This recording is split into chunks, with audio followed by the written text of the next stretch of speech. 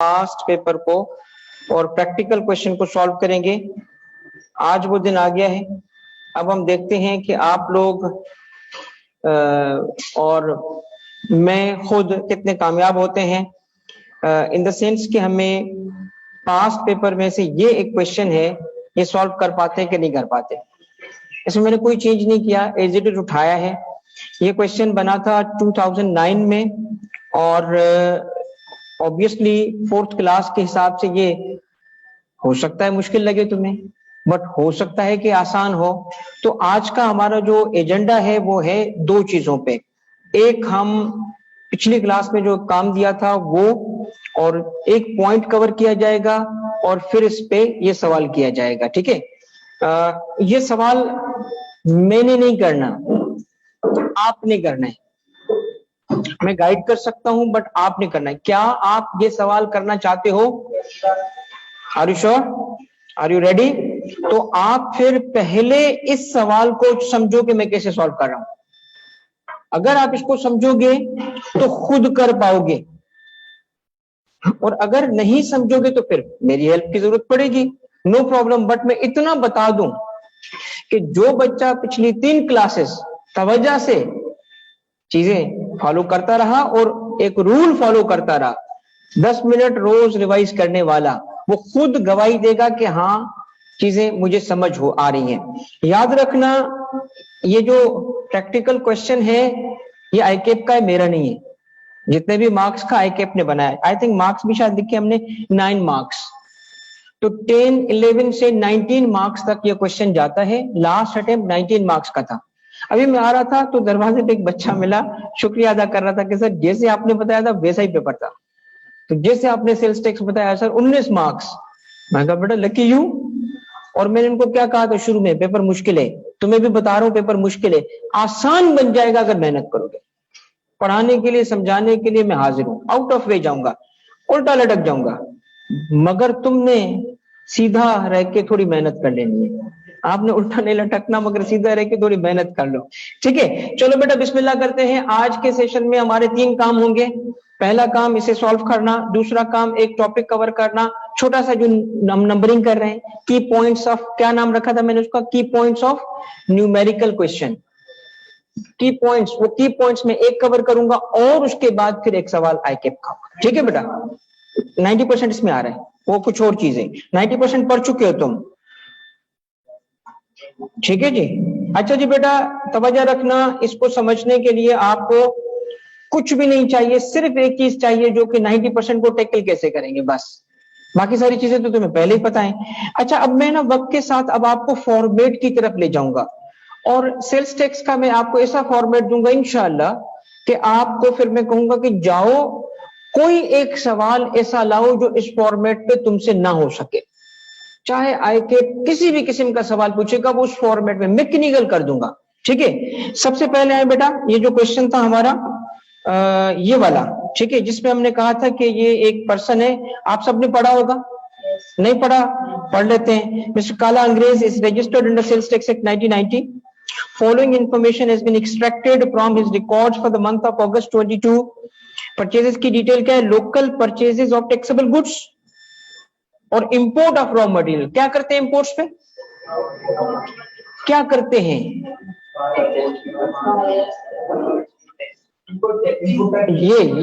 ये सुनना था मुझे। आप मुझे ना वो इंपोर्ट की, मैं सोच रहा था क्या उठा के मारूं किसी को यार, देख रहा था क्या कुछ नजर नहीं आ रहा, क्या करूं, तो आवाज आ गई इंपोर्ट। देखिए बात ये है कि टैक्स में क्या करते हैं उसे, भाई जब आप परचेजेस करते हो इनपुट टैक्स पे करोगे। इंपोर्ट स्टेज पे भी परचेज है, इनपुट टैक्स पे करेंगे, किसे? गवर्नमेंट को। नहीं भाई, लोकल परचेज में तो हम सप्लायर को पे करते हैं, लोकल परचेज में तो हम बायर हैं, हम टैक्स उस वक्त भी तो पे करते हैं ना। किसे पे करते हैं? तो इधर गवर्नमेंट को क्यों दे रहे हैं? सप्लायर मुल्क से बाहर बैठा है, वो थोड़ी देगा हमारी गवर्नमेंट को। तो पैसे वैसे भी सप्लायर के थ्रू किसके पास आने? तो गवर्नमेंट ने कहा इधर ही मुझे दे दो। इतना लंबा रूट क्यों? हाँ, पैसे मक्के जाते तो फिर जाने देते, मक्का मदीना पाक जगह है, ये तो अमेरिका जा रहे हैं, यूएई जा रहे हैं, इधर क्यों जाए? बात समझ आई? तो इस पे देखो इंपोर्ट्स पे क्या कैलकुलेट होता है बेटा? बस ये याद रख लो। इनपुट क्या होता है उस पे? Input tax. Okay, supplies of taxable goods, zero rated और एग्जेम्प्ट। ओके, हमें क्या कैलकुलेट करना है? ठीक है जी बेटा, अब आप आ जाओ। अब मेरी थोड़ी तवज्जो रखना बेटा, थोड़ी तवज्जो करना, क्योंकि मैं अब फॉर्मेट में आ रहा हूं। सबसे पहले ये बात देखो, ये मैंने पहले ही लिख लिया है तुम लोगों के लिए। ये है स्टेप 1 ना, हेड नोट्स। हेड नोट्स ये क्या कहलाता है? Head notes. हेड नोट्स होते हैं बेटा कितने? 3 चीजें हमें हेड नोट्स में लिखनी होती है। नंबर 1 उसका नाम जो भी हो, नंबर 2 जो रिक्वायरमेंट है एग्जाम की। रिक्वायरमेंट समटाइम्स ऐसे होगा कैलकुलेशन ऑफ टैक्स लायबिलिटी या calculation of sales tax liability, मगर आगे जाएंगे तो इस कैलकुलेशन में लायबिलिटी के अलावा भी चीजें कहेगा। मसलन क्या कहेगा? आपने देखा था रिफंड भी क्रिएट होता है रिफंड क्रिएट। कब रिफंड क्रिएट होता है? Zero rated. शाबाश, good good, I am happy. इसका मतलब है कि आप चीजें पढ़ रहे हो, फॉलो कर, इसी तरह करो बेटा। ये है तुम्हारी जिंदगी में आपकी इन्वेस्टमेंट करना, साथ साथ पढ़ो। ठीक है, अब देखो, जब हमने सप्लाई जीरो रेटेड की है तो हमें रिफंड भी मिलता है। तो एग्जामिनर क्या कहता है? कहता है calculate 3 things. Number 1 sales tax liability, sales tax refundable, sales tax carry forward. ये कैरी फॉरवर्ड क्या होता है? शाबाश, गुड, 90% की वजह से सारी चीजें तो आ रही है तुम्हें। ठीक है, तो पहला स्टेप बेटा क्या लिखते हैं हम? नंबर 1 नेम, दूसरा रिक्वायरमेंट, तीसरा मंथ जिसकी कैलकुलेशन हो रही है। अब आ जाओ दूसरे स्टेप की तरफ। बेटा दूसरा स्टेप ना, हम कैलकुलेट करते हैं इनपुट टैक्स। क्या कैलकुलेट करते हैं? अच्छा, अब तक आपने चूंकि फॉर्मेट के हिसाब से नहीं किया था तो मैंने कहा था जो भी करो, मगर अब आपने ना मेरे फॉर्मेट को फॉलो करना है। नंबर 2 स्टेप क्या होगा? इनपुट टैक्स होगा, राइट? आ जाए इनपुट टैक्स की कैलकुलेशन पे। इनपुट टैक्स कैसे कैलकुलेट करते हैं? परचेजेस पे। चलो भाई लिखो परचेजेस। तो क्या है, नजर आ रहा है सबको? परचेजेस ऑफ कौन सी है? Local taxable goods. ओके जी, कितनी है बेटा? 910। ओके, रेट हमारा क्या है बेटा? 17%। तो कितना अमाउंट बनता है ये? ये बनता है हमारा, ठीक है। कितना अमाउंट बना?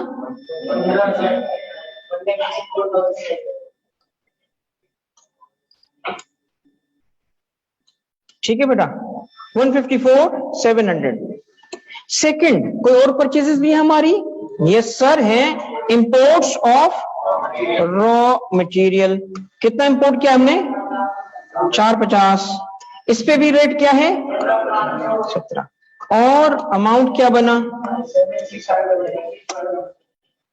ठीक है बेटा,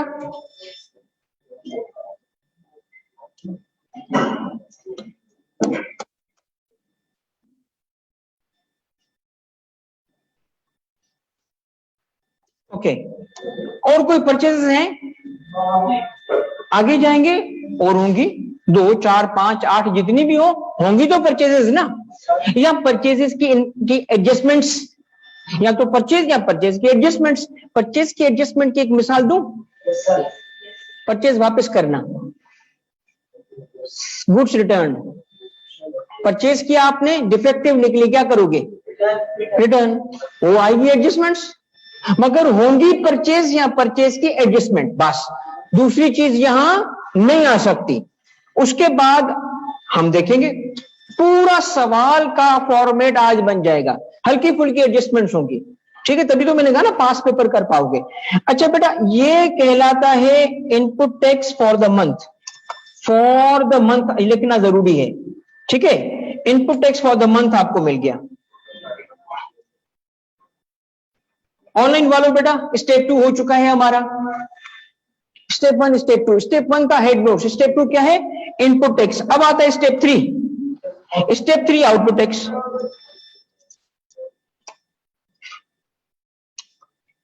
आउटपुट टैक्स किस पे कैलकुलेट होता है? करो सप्लाईज पे कैलकुलेट। सप्लाईज गिवन है सर जी, गिवन है। कहां है ये? सप्लाईज ऑफ टैक्सेबल गुड्स कितनी है?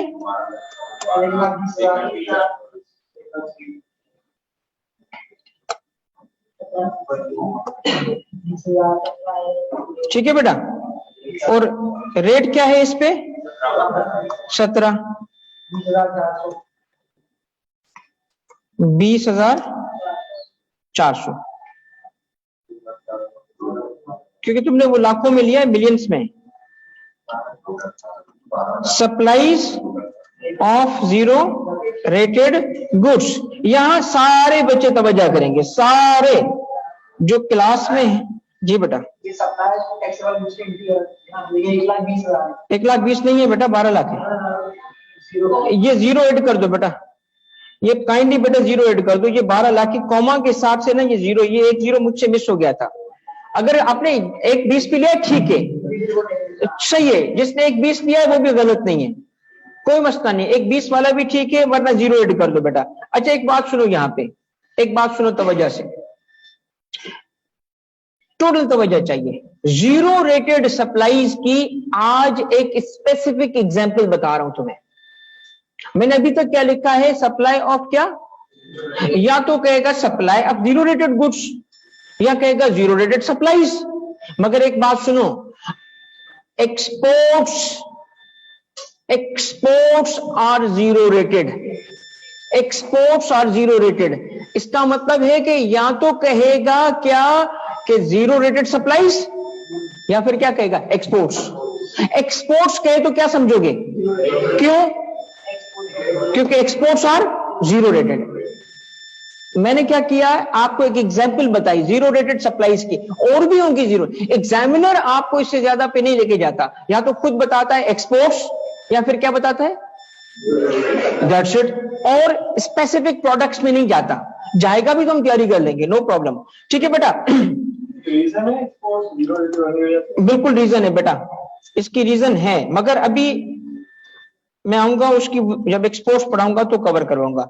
अच्छा मुझे एक बताओ, एक्सपोर्ट्स की 0% था, लिख लो 0%, ये 0% है बेटा, ये जीरो हो जाएगा। ठीक है, अच्छा जी, एग्जेम्प्ट गुड्स हैं सर कितनी, 2, 10। इस पे चूंकि कोई अमाउंट नहीं होता तो लिखना ही नहीं चाहिए। मैं बार बार क्या बोलता हूं, लिखना ही नहीं चाहिए, मगर लिख रहे हो तो जीरो नहीं लिखोगे, डैश डाल दोगे। ठीक है बेटा, अच्छा जी, हो गया सप्लाई सारे, तो अब क्या कहलाएगा, output tax for the month. क्या तेज हो गए बहुत, शाबाश, ये आपका हो गया output tax for the month. सही है, कितने स्टेप्स हो गए, 3। पहला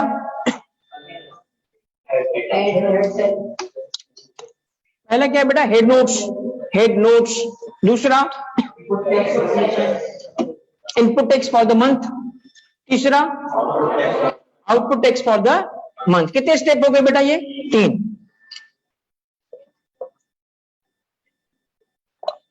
नेक्स्ट स्टेप, अभी मैं इसको ना नंबर दे रहा हूं ना नाम दे रहा हूं, मगर नेक्स्ट स्टेप ये होता है, हम लेस करते हैं। अब अगर तुम पिछली क्लास में अटेंटिव थे तो बताओ क्या लिखूं, क्या लिखूं, एडमिसिबल इनपुट टैक्स, शाबाश। यहां लेस होगा, अब जो टर्मिनोलॉजी यूज होगी वो होगा एडमिसिबल इनपुट टैक्स, यानी सारा इनपुट टैक्स लेस नहीं होता, एडमिसिबिलिटी के बाद आ जाता है। अब एडमिसिबिलिटी देखने के लिए पहले हमें उसे खड़ा करना पड़ेगा, देखने पड़ेंगे गुनाह कितने और नेकियां कितनी। नेकियां की तो एडमिसिबल है, वरना अब एडमिसिबल के लिए सबसे पहले आपको पता है हम क्या करते हैं, सुने, सबसे पहले हम क्या करते हैं, हम उठाते हैं टोटल इनपुट टैक्स। ये हमारा टोटल सप्लाई साइड में देखिए कितनी टाइप की सप्लाई है, 3। क्या करोगे, क्या सवाल के अंदर एलोकेशन है, मुझे बताओ। डिडक्शन ऑफ इनपुट करते वक्त 2 स्टेजेस कौन सी हैं, शाबाश, एलोकेशन और अपोर्शनमेंट। एलोकेशन है इस सवाल में, तो क्या करोगे, अपोर्शन करो। अपोर्शन भाई, अपोर्शन करने के लिए हमें क्या चाहिए, हमें चाहिए सबसे पहले, नहीं बेटा हम पहले डेटा तो लाए ना, एक हमें चाहिए टैक्सेबल वैल्यूज चाहिए ना, हमें टैक्सेबल की वैल्यूज चाहिए। अच्छा, ये टैक्सेबल मैं थोड़ा आज शॉर्ट करके लिखता हूं, टैक्सेबल, दूसरा क्या था, जीरो रेटेड, और तीसरा क्या था, एग्जेम्प्ट। अच्छा जी, इसकी वैल्यू कितनी है बेटा सेल्स की, जो कि आपको याद है ना सेल्स की बेसिस पे हम करते हैं, दूसरा और तीसरा, ये हो गया हमारा, ये क्या हुआ, हाँ जी, ये हो गया हमारा बेटा क्या, टोटल सेल्स की बेसिस पे करते हैं पोर्शन, याद है ना आपको सेल्स की बेसिस पे। अब मुझे बताओ कितना हिस्सा इसका, क्या करूं, multiplied by the type divided by the total, ये आपको मिल गया क्या, राउंड ऑफ कर रहा हूं बेटा, ये input tax multiplied by type divided by total, ये आपका input tax multiplied by this divided by this हो गया। भाई क्या सही है ये, क्या जवाब सही है मेरा, नहीं, एक्सेल ने गलत किया। सिर्फ क्या करेंगे बेटा, ये इंपोर्ट्स है ना बेटा, इंपोर्ट्स भी तो परचेज है आपकी, जी जी जी, क्या किया मैंने, बिल्कुल सारा लूंगा ना बेटा, क्योंकि सारी परचेजेस इंपोर्ट से जो मैंने परचेज की उससे भी तो, वो असल आइडिया क्या है, परचेजेस किस किस्म के सप्लाई में गई, मैं परचेजेस चाहे इंपोर्ट से करूं चाहे लोकल करूं, उसी से तो चीजें बनी, जो बिकी तो सारा इंपोर्ट होगा, इंपोर्ट भी तो होगा बेटा, क्लियर। क्या करेंगे बेटा, मतलब चूंकि इसमें लिंकेज ही नहीं है ना, तो सारा इनपुट टैक्स तोड़ देंगे हम। भाई यहां तक सबने ठीक किया था, मुझे बताओ इसको क्या करूं बेटा, मैं कुछ लिखता हूं यहां पे कुछ लफ्ज, डिडक्ट, शाबाश, इसको करेंगे डिडक्ट, इसको क्या करेंगे रिफंड, इसको क्या करेंगे डिसअलाउ। डिसअलाउ का क्या मतलब होता है, कुछ भी नहीं, कोई का, जिसका मतलब ना इनपुट, वो इनपुट टैक्स जो है वो गया टैक्स पर्पस के लिए, ना आउटपुट से डिडक्ट होगा, ना अकाउंट्स पर्पस के लिए वो कॉस्ट में चला जाएगा। हम टैक्स की बातें कर रहे हैं। अच्छा अब मेरी बात सुनो, यहां तक तो तुम पिछली क्लास में आए थे, यहां तक तो मैंने प्रैक्टिस भी कराई थी, सवाल भी करवाए थे, और फिर मैंने आखिरी सवाल में कहा था जो कर सके तो आगे बढ़े। अब पिछली क्लास में मैंने आपको एक रूल पढ़ाया, 90% रूल पढ़ाया, जिसके मुताबिक क्या था बेटा, जिसके मुताबिक ये था कि आपको चाहिए आउटपुट टैक्स, ये आउटपुट टैक्स है बेटा, इसका चाहिए 90%, इसका 90% चाहिए तुम्हें, बताओ क्यों 90% चाहिए इसका, लिमिट है, इनपुट में लिमिट है। अब सुन लो, ये हो नहीं सकता कि इनपुट, अच्छा वो, ये हो नहीं सकता कि इनपुट टैक्स ऐसे ही उठ के आउटपुट से लेस हो, नहीं हो सकता इनपुट आउटपुट से लेस, एक पुलिस रात से गुजरना पड़ेगा, और वो कौन सी है, एक लिमिट से गुजरना पड़ेगा, हमें उसे कंपेयर करना पड़ेगा, कहीं वो आउटपुट के 90% से एक्सीड तो नहीं कर रहा, अगर कर रहा तो रुक जाएगा, 90% तक लेस हो जाएगा, बाकी कैरी फॉरवर्ड हो जाएगा। हमें कभी भी इनपुट टैक्स को उठा के यूं माइनस नहीं करेंगे, इधर नहीं ले जाएंगे, आएगा इधर, अल्टीमेट इसी ने इधर ही आना है, मगर कहां से, इस इम्तिहान से गुजरने के बाद। क्या इम्तिहान है बताओ, एक लिमिट होगी बेटा, टोटल उठाओ और लगाओ इस पे क्या 90%, ये इसकी लिमिट हो गई, इसकी लिमिट हो गई, किसकी लिमिट हो गई बेटा, इनपुट के लिए लिमिट हो गई। अब इसका मतलब क्या हुआ, इससे इनपुट एक्सीड नहीं कर सकता। लाओ इनपुट टैक्स जो डिडक्ट होने वाला था, इनपुट टैक्स जो डिडक्ट होने वाला था, टोटल इनपुट टैक्स नहीं, जो डिडक्ट होने वाला था, यानी ये वाला उठा के इधर ले आओ। क्यों यहां ले आए, क्योंकि ये आउटपुट से यही तो डिडक्ट होना था ना, और बाकी थोड़ी लाएंगे हम, इसको यहां ले आओ बेटा। अब करो कंपेयर, क्या दोनों में से विच एवर इज लोअर वो डिडक्ट होगा। मुझे एक बात बताओ, टोटल इनपुट टैक्स कितना है मेरा, टोटल इनपुट टैक्स है 153, इनपुट टैक्स है जो डिडक्ट होने, इनपुट टैक्स की बात है। लिमिट कितनी है? तो इसका मतलब सारा इनपुट टैक्स मिल जाएगा। लिमिट नहीं अप्लाई हुई क्योंकि अपर लिमिट थी, उससे एक्सीड नहीं कर सकता भाई, उससे एक्सीड नहीं कर सकता। इसका मतलब क्या है कि हमेशा ये रिस्ट्रिक्शन नहीं लगती। इस लिमिट जो 90% की लिमिट है ना, 90% की लिमिट, कभी कभी ऐसा होगा कि लिमिट 90% की लिमिट से हमारा इनपुट टैक्स कम होगा तो हम सारा इनपुट ले लेंगे। तो लिमिट कब लगती है? जब हमारा इनपुट टैक्स ज्यादा हो, जब हमारा इनपुट टैक्स ज्यादा हो, लिमिट कम हो। अब इस पे अभी तो जवाब नहीं दूंगा, मगर आगे चल के किसी स्टेज पे पढ़ाऊंगा कि ऐसा क्यों होता है। अभी जो समझ सके तो उसको जवाब दे रहा हूं। क्या कि जिन लोगों की सेल परचेज की वैल्यू एडिशन कम होगी, नेरो होगी, उन पे लिमिट लग जाएगी।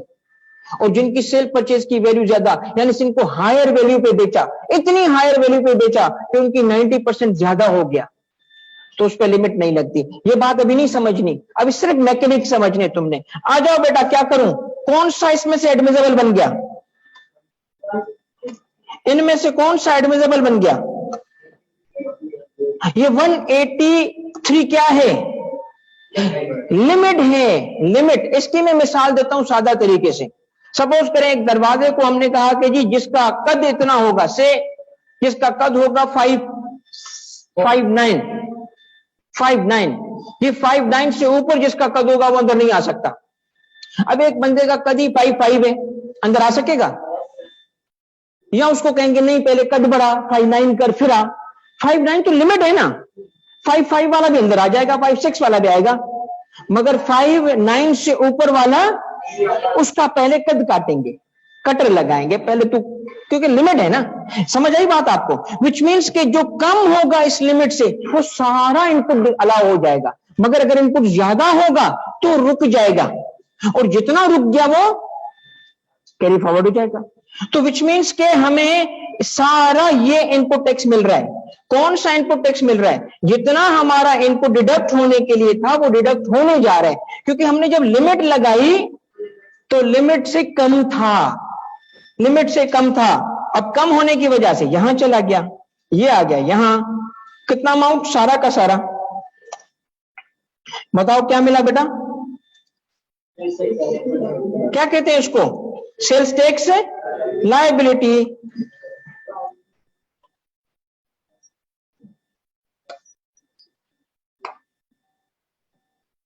ठीक है बेटा। दूसरा क्या लिखते हैं हम?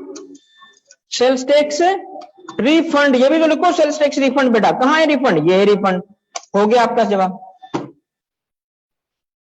अब आप जरा कुछ स्टेप्स के नाम सुने।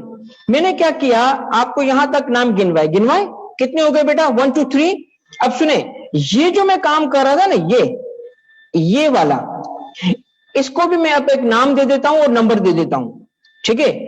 ये क्या कहलाता है आपको इसका नाम पता होना चाहिए। ये जो बॉक्स में है ये है स्टेप नंबर 4। स्टेप नंबर 4 ये है, इसका नाम तुम्हें पता होना चाहिए। मैंने लिखवाया बेटा ना, ये वर्किंग है। ये मेरी नजर, मैं इसको कहता हूं वर्किंग 1। शाबाश बेटा, ये है मेरी बेटा वर्किंग 1। वर्किंग 1 का स्टेप नंबर है 4। हम इसका मतलब है स्टेप 3 करने के बाद जब यहां पहुंचते हैं, कहां पहुंचते हैं बेटा? लेस करने वाला यहां ना रुक जाएंगे, यहां से आगे नहीं बढ़ सकते हम, यहां से आगे नहीं बढ़ सकते। यहां हमें फिगर लाने के लिए वर्किंग करनी पड़ेगी। पहली वर्किंग कौन सी करेंगे हम? What do we call it? Allocation या अपोर्शनमेंट। ये अपोर्शनमेंट हो रहा था ना, अब एडवांस जाएंगे, एडवांस लेवल की सिचुएशंस होंगी, एलोकेशन भी हो रहा होगा, अपोर्शनमेंट भी हो रहा होगा, वो भी देखेंगे। मगर इसमें अपोर्शनमेंट था, एलोकेशन नहीं था। तो स्टेप नंबर 4 होगा एलोकेशन ऑब्लिक अपोर्शनमेंट। फिर उसके बाद यहां से एक फिगर निकलेगी, ये फिगर जाएगी इधर। ये है मेरी नजर में, मैं भी इसको भी मैं नाम देता हूं बेटा, ये है वर्किंग 2। वर्किंग 1 से ही एक फिगर निकलती है, वर्किंग 2 में जाती है बेटा। कहां जाती है? वर्किंग 2 में। और वर्किंग 2 है स्टेप नंबर 5। मैं कुछ नया नहीं कर रहा, जो किया हुआ है उसको सिर्फ नंबर दे रहा हूं। कितने स्टेप हो गए बेटा? 5 हो गए। और फिर 5 स्टेप के बाद हम जाके क्या करते हैं? इसे लेस करना शुरू कर देते हैं। ये है स्टेप 6। ये आपके 6 स्टेप हो गए। बस एक छोटा सा स्टेप है और मैं फिर तुम्हें चैलेंज करूंगा कि जाओ उठाओ, आप एडवांस लेवल के भी सवाल उठाओ, बाहर निकल जाए, मुझे आके तुम जिम्मेदार कहना कि सर आपकी जिम्मेदारी है, आपने गलत पढ़ाया। हो ही नहीं सकता इंशाअल्लाह। ये वो तरीकेकार है बेटा जो इस वक्त के तजुर्बे से हर किस्म के बच्चे की बात सुन के, समझ के, उनके मसलों को वो कहां फंसता है पेपर में आगे रखते हुए मैंने डिजाइन किया, ताकि बच्चा फंसे नहीं। बच्चे के पास टाइम नहीं होता सोचने का, उधर एक सवाल पे सोचेगा, इसका मतलब गया उसका पेपर। तो उसको इतनी मैकेनिकल कर दो कि बेटा बस स्टेप फॉलो कर। मैं तुम्हें कहता हूं ये 6 स्टेप्स फॉलो करो, 7वां मैं अगले चंद दिनों में ऐड करूंगा। 7 स्टेप फार्मूला है, फिर तुम करके देखना पास पेपर्स। हाँ, ट्रांजैक्शन एनालाइज करने में तुम फंस सकते हो, सवाल सॉल्व करने में नहीं फंसोगे। एक पॉइंट तुम्हारा गलत हो सकता है मगर पूरा सवाल तुम्हारा गलत नहीं हो सकता। Are we clear? अब मुझे बताओ, रिपीट करो, किस तरीके से करोगे? Number 1 head notes, number 2 number 3 input text को input text for the month बोलो और output text for the month बोलो, ठीक है। नंबर 4 वर्किंग 1, शाबाश। वर्किंग 1 में क्या करोगे? एलोकेशन। उसके बाद नंबर 5 वर्किंग 2, क्या करोगे उसको? पहले वर्किंग 1 होगी कि 2 होगी? पहले अपोर्शनमेंट होगी या 90% की लिमिट लगेगी? पता है बच्चा क्या करता था? पहले लिमिट लगा लेता था। तो वो तो बच्चे से पूछो ना, वो तो मतलब शहजादा होता है ना, बच्चे की मर्जी। कानून बना के आते, तुम भी बना के आओगे, मुझे पता है। पेपर में ऐसा कानून, हम कभी बात करते हैं ना किसी ऐसे बंदे से जो पहले एग्जामिनर था, वो कहता कॉपियां पढ़ने के लायक होती हैं। हम कभी कभी सोचते हैं किस मुल्क का कानून है ये मतलब है तो अच्छा, बस जीनियस आइडिया लिखा होता है, वाह कमाल, बट किस मुल्क का? हमारा तो नहीं है ये कानून। तो अपने मुल्क के कानून को पूछेगा वो। अच्छा बच्चा आगे बढ़े। क्या आप यही कितने स्टेप्स हैं रिपीट कर सकोगे या कोई सवाल करना है? करो। किधर है सवाल वाला? सवाल है बेटा? नहीं है? चलो आगे बढ़ो। अब आपने ना यही चीज मैं आपको एक पॉइंट पढ़ाऊंगा, फिर यहां अप्लाई करवाऊंगा, और ये है आपका पास पेपर, ठीक है। इससे पहले एक पॉइंट हमने कवर करना है, ठीक है। क्या पॉइंट कवर करना है? आ जाओ बेटा, पॉइंट कवर। कितने पॉइंट्स हमने पढ़े थे? 5 पॉइंट्स पढ़े थे।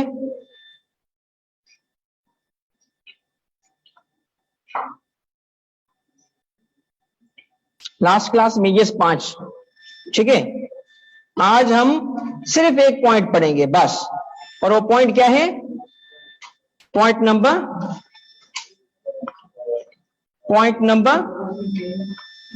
बेटा अली को तो बुलाओ, उसको कहो मुझे पेन चाहिए। पॉइंट नंबर क्या है बेटा? 6। अली को या उसको दूसरे बच्चे को बुलाओ, ये वाला लैपटॉप वाला, स्लो बैग में भूल गया हूं।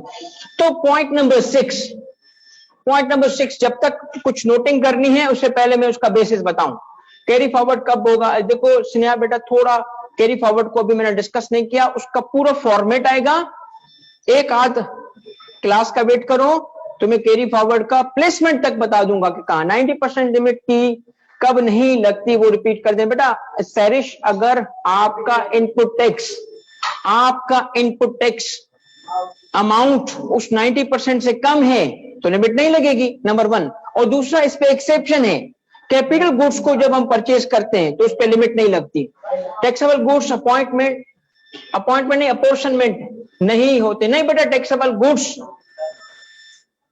बुशरा आपका सवाल अपॉइंटमेंट नहीं होने चाहिए क्योंकि वो टैक्सेबल गुड्स के लिए है सर। नहीं बेटा, नहीं, आपकी बात क्वेश्चन की हद तक ठीक है, उसमें एक लॉजिक है आपके सवाल में, बट नहीं, सवाल मैंने बनाया था, मेरा मकसद ये नहीं था, लिंकेज नहीं था, दोनों अलग अलग चीजें। उसमें से सवाल में से तुम टैक्सेबल गुड्स में से टैक्सेबल हटा दो, फिर सवाल सॉल्व करो। 90% लिमिट कब लगती है? हमेशा सिवाय कैपिटल गुड्स पे। सर जी, इफ अगर हम आउटपुट टैक्स कम जमा करवाएं जनवरी में और हमें मार्च में, ये स्नेहा देखो, ये जो अगर हमने अमाउंट कम जमा कराया था तो फिर उसमें 6 महीने वाली बात अप्लाई नहीं करेगी। 6 महीने वाली बात होती है जब हमने इनपुट की बात हो रही है, आउटपुट पे नहीं होती। आउटपुट को कुछ और होगा, आगे कवर होगा। सेल्स टैक्स लायबिलिटी बिल्कुल एंड में कंप्यूट करें तो ठीक है बेटा, एंड में ही तो हमने की थी, उसके बाद हमने डिस्क्लोजर दिया है रिफंड का, तो एंड में ही तो था बेटा। पेन चाहिए लैपटॉप वाला। सर कौन कौन से टॉपिक्स चेंज हुए हैं सेल्स टैक्स में? बेटा काफी सारे टॉपिक चेंज हुए अक्सा। अगर आपको कोई लिस्ट चाहिए तो मैं थोड़ा सा आगे चल के प्रोवाइड कर सकता हूं, बट काफी सारी चेंजेस हैं। जैसे जैसे आएंगी तो मैं बताता भी जाऊंगा। अगर इनपुट टैक्स आउटपुट टैक्स से कम होगा तो लिमिट नहीं लगेगी, यानी देखें अगर इनपुट टैक्स आउटपुट टैक्स के 90% से कम होगा, ठीक है, तो लिमिट नहीं होगी। रिफंड क्लेम करने का टाइम पीरियड छोड़ दो, ये प्रोसीजर है, बात की बात है। कैपिटल गुड्स पे नहीं लगती लिमिट। ताहा Siddiqui a big fan. Okay now, अच्छा बेटा कौन सा नंबर है? ओके तवज्जो, अभी वापस आ जाओ क्लास में। नंबर 6 बेटा थोड़ी तवज्जो रखो। नंबर 6 का ताल्लुक है रजिस्ट्रेशन से, और इसको मैं एक नाम देता हूं effect of registration. Effect of registration, effect of registration के कुछ पॉइंट्स हैं और उसके फौरी बाद हम चले जाएंगे पास पेपर को करने में। देखो रजिस्ट्रेशन, आपने अब तक जो सवालात देखे थे मैंने बनाए हैं, पहला जुमला मेरे हर सवाल पे जाके देखोगे क्या लिखा है, is registered under sales tax act 1990। ये लिखना जरूरी है इसकी वजह से, ठीक है। सबसे पहली बात, इनपुट टैक्स सिर्फ उसी वक्त क्लेम हो सकता है। इनपुट टैक्स उसी वक्त क्लेम हो सकता है। क्लेम का मतलब भी मैं मीनिंग भी बता चुका हूं। क्लेम आउटपुट टैक्स से डिडक्ट होने को क्लेम कहते हैं, ठीक है। क्रेडिट होना उसी वक्त हो सकता है जब जो बंदा जो टैक्स पेयर है, जो खुद उसको जो बायर था यानी जो उसे डिडक्ट करने जा रहा है, हम सेल्स टैक्स में उसको रजिस्टर्ड पर्सन भी कहते हैं। क्यों? क्योंकि उसका रजिस्टर्ड होना जरूरी है। यानी अगर तुम अभी कंफ्यूज हो गए तो सुन लो कि वो बंदा जो बायर था, कौन था? बायर, और उसने आगे सप्लाई किया, बायर होने की वजह से उसने इनपुट टैक्स पे किया था, ये इनपुट टैक्स पे किया था। अब वो क्लेम करना चाहता है, उसी वक्त क्लेम कर पाएगा जब वो खुद क्या है? रजिस्टर्ड है। अगर एक बंदा अनरजिस्टर्ड होगा उसे इनपुट टैक्स नहीं मिलेगा। To claim input tax you have to be a registered person, you have to be registered with FBR. FBR के पास जाओगे, उनसे रजिस्ट्रेशन करवाओगे सेल्स टैक्स की, और वो आपको रजिस्ट्रेशन करेंगे। कैसे करेंगे? आपका सारा प्रोफाइल आपसे लेंगे, अपने डेटा में एंटर करेंगे, आपका यूनिक नंबर होगा एनआईसी की तरह, उसको कहते हैं नेशनल टैक्स नंबर, उसे कहते हैं एनटीएन। रजिस्ट्रेशन का तरीकेकार क्या होगा? आपको एक यूनिक नंबर मिल जाएगा, नेशनल टैक्स नंबर। इसे सेल्स टैक्स पर्पस के लिए पहले कहते थे सेल्स टैक्स रजिस्ट्रेशन नंबर। ये ओल्ड मेथड है, अब स्टॉप हो चुका है। पुराने लोग जिनको मिल चुका, अब सिर्फ कौन सा नंबर मिलता है? एनटीएन। which means मुझे एक बात बताओ, सेल्स टैक्स में हम एफबीआर के पास रजिस्टर्ड ना हो और हमने परचेजेस की हो, उन परचेजेस पे हमने सेल्स टैक्स भरा हो, क्या मुझे उसका इनपुट मिलेगा? कब मिलेगा? जब मैं एफबीआर के पास रजिस्टर्ड हूं तो मुझे इनपुट टैक्स मिलेगा। आप इसीलिए हर सवाल को देखोगे एग्जामिनर कैसे स्टार्ट करता है, is registered under sales tax act. आपको क्या बताना चाहता है वहां पे? इसे इनपुट टैक्स देना, इसे इनपुट टैक्स मिलेगा। क्यों मिलेगा? क्योंकि वो रजिस्टर्ड है। अब मैं आपको आईकेप का सवाल पढ़ाता हूं। ये देखो आईकेप का सवाल है, mister Asif is registered under, क्या करोगे? Mister Asif is registered under sales tax act 1990, क्या करोगे? इसे इनपुट देंगे, इसकी परचेजेस पे इनपुट उसको देंगे। क्यों भाई? रजिस्टर्ड है। और कब इनपुट टैक्स मिलता है? जब बंदा खुद रजिस्टर्ड होता है, राइट। एक और बात दूसरी, ना सिर्फ ये कि खुद रजिस्टर्ड हो, मगर जिससे परचेजेस की सप्लायर वो भी रजिस्टर्ड हो। इसका मतलब है खुद भी रजिस्टर्ड और सप्लायर भी रजिस्टर्ड, तब इनपुट टैक्स मिलता है। और अगर आपने परचेजेस अनरजिस्टर्ड से की, इनपुट टैक्स नहीं मिलेगा। ठीक है, अब इस चीज को ऐसे आप नोट तो कर लो, मगर असल चीज जो मैं बताऊंगा, फाइलर कहते हैं मोहसिन जो रिटर्न फाइल करता है, ये रजिस्टर्ड होना अलग बात है। मतलब रजिस्टर्ड होने का मतलब बिल्कुल ऐसे है जैसे आप एनआईसी लेते हो। एनआईसी में आपको डेटा, आपके पास क्या है, सीएनआईसी है। अगर आपके पास सीएनआईसी है तो वैसे ही एक टैक्स की रजिस्ट्रेशन का सर्टिफिकेट होता है। अच्छा, अब कभी भी किसी शॉपिंग पे जाओ ना, तो आप ज्यादातर ना जो मॉल्स वगैरह में दो चीजें देखोगे एफबीआर की लगी होती हैं बिल्कुल काउंटर पे। एक लगा होता है कि ये जो आउटलेट है, लिखा होता है POS, point of sale, FBR का पीओएस सिस्टम से इंटीग्रेटेड है। एक तो ये लिखा होता है कि ये आउटलेट पीओएस, इसका मतलब पता है क्या है, जैसे ही वो डेटा एंटर करेगा ना, एफबीआर को डेटा मिल जाएगा, उसी वक्त डेटा मिल जाएगा। एफबीआर ने इंटीग्रेट किया हुआ है रिटेलर्स को। दूसरी चीज आप देखोगे वहां पे ब्लू कलर का, ब्लू शेड में लिखा होता है नेशनल टैक्स नंबर। ये दो रिक्वायरमेंट है रिटेलर्स पे कि आप प्रोमिनेंट जगह पे लिखोगे कि आप टैक्स पेयर हो, नजर आना चाहिए। ठीक है, नजर आना चाहिए। मैं कुछ टाइम पहले किसी शॉप पे गया, शूट लेने थे वाइफ के साथ। वाइफ ने कहा 2 ले लेते हैं। मैंने कहा अच्छा 2 ले लेते हैं। हमने 2 परचेस कर लिए। उस बंदे ने क्या किया, उसको क्या पता आगे टैक्स वाला है या टैक्स कमिश्नर है। उसने कहा सर हमारे सिस्टम में थोड़ी सी गड़बड़ है, मैं चाहता हूं कि मैं आपको ना हाथ से पर्ची दूंगा। मैं समझ गया क्यों पर्ची देना चाहते हैं हाथ से। अब मुझे एक बात बताओ, अगर वो अपने सिस्टम से एंट्री करके आपको पर्ची देगा तो उसे क्या होता? वो नहीं सर सिस्टम में गड़बड़ है, इस वजह से थोड़ा सा कोई टेक्निकल इशू है, मैं हाथ से पर्ची दूंगा।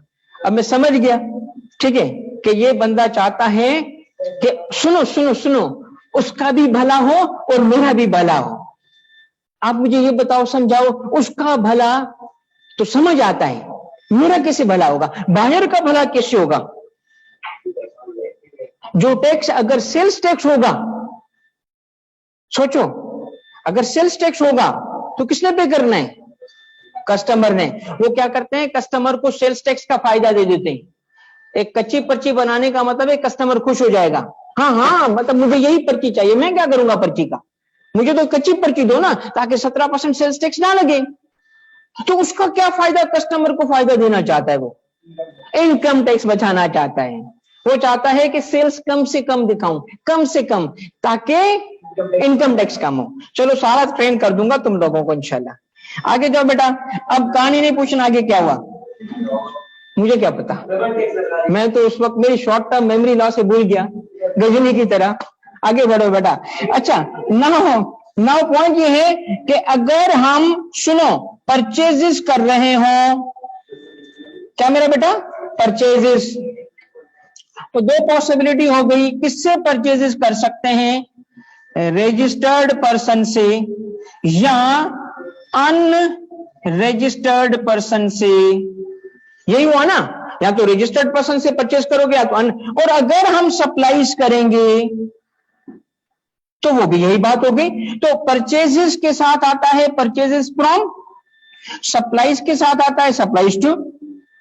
ये टेबल याद रखना, हो नहीं सकता कि आपका सवाल बने और ये टेबल उसमें ना आए। मैं तुम्हें चैलेंज करता हूं, पास के उठाओ 25 सवाल, हर 25 में ये पॉइंट एग्जामिन होता है, ये टेबल तुम्हें हमेशा नजर आएगा। ठीक है, अब अगर हमने परचेजेस की बात की है पहले, तो पहले उसको समझ लेते हैं। और वो क्या है कि हमने परचेज किससे किया है बेटा, रजिस्टर्ड पर्सन से परचेजेस किया है, तो we can claim input tax, ये होगा इसका जवाब। और अगर हमने अनरजिस्टर्ड से परचेजेस की हैं तो we can't claim input tax. That's it, point 1 complete.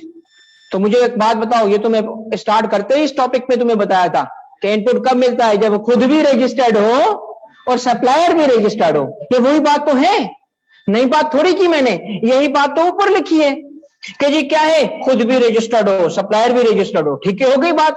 मगर अब नई बात क्या है बच्चा, नई बात यह है कि जब हम सेल्स करेंगे टू रजिस्टर्ड पर्सन, क्या सेल्स करेंगे टू रजिस्टर्ड पर्सन, तो टैक्स चार्ज होता है 17% से। सर जी इसमें भी कोई नई बात थोड़ी है, 17% तो हम अभी तक चार्ज कर रहे थे। अब सुने तवज्जो से, नई बात क्या है बेटा, जब हम सेल्स करते हैं तो अनरजिस्टर्ड पर्सन, तो उस सूरत में हमें सेल्स टैक्स चार्ज करना होता है 17% से, मगर फिर सेल्स टैक्स नॉर्मल के साथ एक थोड़ा सा और अमाउंट भी चार्ज किया जाता है, उसे कहते हैं, लिख लो, फर्दर टैक्स। क्या कहते हैं उसको, लिखो भाई सारे, फर्दर टैक्स कहते हैं। और वो कितना है, 3%।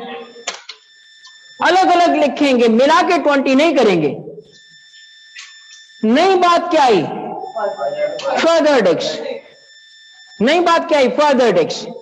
अब मुझे दोनों बातें मिला के बताओ, जब परचेजेस करेंगे अनरजिस्टर्ड पर्सन से तो इनपुट टैक्स नहीं मिलेगा, और रजिस्टर्ड पर्सन से करेंगे तो, और सेल्स करेंगे रजिस्टर्ड पर्सन को तो, और अनरजिस्टर्ड पर्सन को तो, और ये 3% क्या कहलाएगा।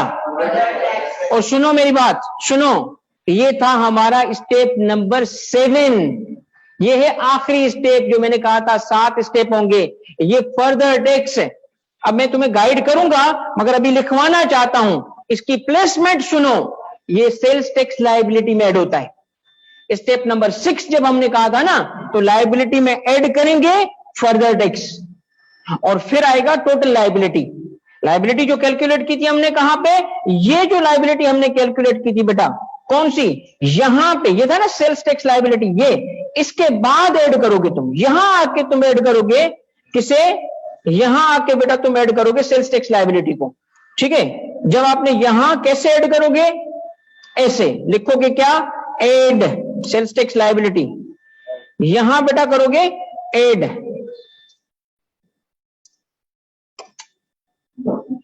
और क्या ऐड करोगे बेटा, फर्दर टैक्स। अच्छा, फर्दर टैक्स में याद रखना, फर्दर टैक्स सेल्स पे, सेल्स टू अनरजिस्टर्ड का 3% होता है, जिसका 17% उसी का 3%। यहां हमने लिखा वो जो भी अमाउंट था सेल्स टू अनरजिस्टर्ड पर्सन का, ठीक है, जो भी अमाउंट था वो लिखा, उस पे 3% हमने करना है ऐड।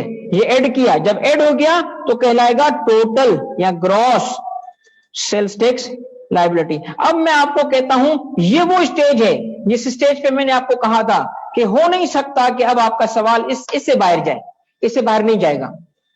मुझे बताओ, इफेक्ट ऑफ रजिस्ट्रेशन का टॉपिक समझ आया, रिपीट करते हैं। इफेक्ट ऑफ रजिस्ट्रेशन में पहला पॉइंट, टेबल बताओ, टेबल, बस टेबल बताओ बेटा, सिर्फ टेबल बताओ, सिर्फ टेबल बताओ। परचेजेस अगर रजिस्टर्ड पर्सन से होंगी तो इनपुट मिलेगा, अनरजिस्टर्ड से होंगी तो इनपुट टैक्स, और सेल्स टू रजिस्टर होगा तो, और अनरजिस्टर्ड होगा तो, और 17 के अलावा नाम क्या है उसका, फर्दर टैक्स। किस रेट से, 3%, किसका, सेल टू अनरजिस्टर्ड, जो सेल्स टू अनरजिस्टर्ड होगा। और फिर जो अमाउंट बना ऐड कहां करेंगे, सेल्स टैक्स लायबिलिटी में ऐड करेंगे। ठीक है। अच्छा, अब जिस बच्चे ने, कोई अगर बच्चा ऐसा है क्लास में जो जिसने पहले भी अटेम्प्ट दिया था या पढ़ा था, अटेम्प्ट नहीं दिया और पढ़ा था, वो सुने, एक चीज अगली क्लास में कवर होगी, आज नहीं होगी। वो ये कि एक चेंज आया है, अमेंडमेंट हुई है। अमेंडमेंट क्या है कि फर्दर टैक्स 2 केसेस में, आप लोगों के लिए तो कोई मसला नहीं है क्योंकि आपके लिए तो फ्रेश है सब कुछ, तो कुछ बच्चे ऐसे होंगे उनको मुझे ठीक करना पड़ेगा, वो पहले से रट्टा लगा के बैठे होते, तो उनको जरा रट्टा हिलाना पड़ेगा ताकि सही चीजें याद करें। तो अब जो हम कहते हैं ना फर्दर टैक्स, फर्दर टैक्स आपने अभी अभी पढ़ा, कब अप्लाई होता है, जब सेल्स टू किसको हो, ओके। एक नई चीज भी ऐड हुई है जो लास्ट अटेम्प्ट में नहीं थी, वो है कि वो पर्संस जो बेशक रजिस्टर्ड भी हैं, मगर अगर वो रिटर्न नहीं फाइल करते तो एक लिस्ट बनती है जन्नतियों की, जिसको कहते हैं एक्टिव टैक्स पेयर लिस्ट। क्या कहते हैं उसको, active tax payer list, ATL, active tax payer list. उसमें किसके नाम लिखे जाते हैं, जो रिटर्न फाइल करते हैं, जो नॉन फाइलर नहीं होते। जो टाइम रिटर्न फाइल करोगे तुम्हारा नाम अपीयर होगा किसमें, ATL में। और अगर रिटर्न नहीं फाइल करोगे तो तुम्हारा नाम वहां अपीयर नहीं। तो जो लोग एटीएल में नहीं होते उनको सेल करेंगे तो भी फर्दर टैक्स चार्ज होता है। तो फर्दर टैक्स कब चार्ज होता है बेटा? दो केसेस में चार्ज होता है, एक जब अनरजिस्टर्ड हो और दूसरा एटीएल में ना हो। एटीएल का मतलब क्या है? Active tax payer list. ये कौन सी लिस्ट है? जो अब ये बात की बात है, तुम लोग टेंशन ना लो, ये उन बच्चों के लिए था जो अब आपको मैंने दो चीजें कंप्लीट कर ली। मुदस्सिर अभी तुम रिपीट करोगे बेटा खुद, क्यों? क्योंकि मैं तुमसे रिपीट करवाऊंगा ये स्टेप 4 और 5। फंसोगे मैं हाजिर हूं, समझाऊंगा। अब कहां रिपीट करोगे? अब मैंने आपको 3 चीजें करवानी थी, 2 कर ली। पहला मैंने काला अंग्रेज उसको गोरा कर दिया, उसको सॉल्व किया, और फिर उसके बाद मैंने आपको एक टॉपिक पढ़ाया। टॉपिक क्या था? नंबर 6। नाम क्या था? Effect of registration. अब तुम्हारा इम्तिहान शुरू होता है। अब आप जाओगे आज के तीसरे एजेंडा पे, और वो क्या है? वो है आपका ये सवाल। ठीक है, और आप अब इस सवाल को नोट करना चाहते हो, कॉपी करना चाहते हो, नहीं करना चाहते, ऑल ऑप्शंस अवेलेबल। ठीक है, आप इसको देखते हुए भी सॉल्व कर सकते हो। You have all the time, मुझे कोई जल्दी नहीं है। इसको सेट कर लूं, बस सेट नहीं हो रहा बेटा। ये 9 मार्क्स का सवाल था।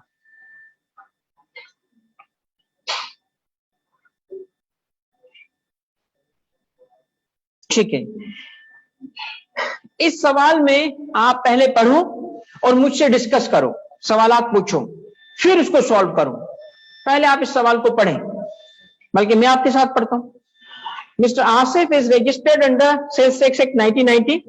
Following information for the month of August 2009 has been extracted from his business records. Supplies made during the month were as follows. Supplies लिखा होगा तो क्या मतलब है? सेल। अच्छा, उसको लिखना चाहिए सप्लाई मेड, सप्लाई रिसीव्ड। अच्छा, कहीं लिखा हो सप्लाई रिसीव्ड, क्या मतलब होगा? परचेज। ओके, तो supplies made during the month were as follows to registered persons. कितनी? क्या करोगे?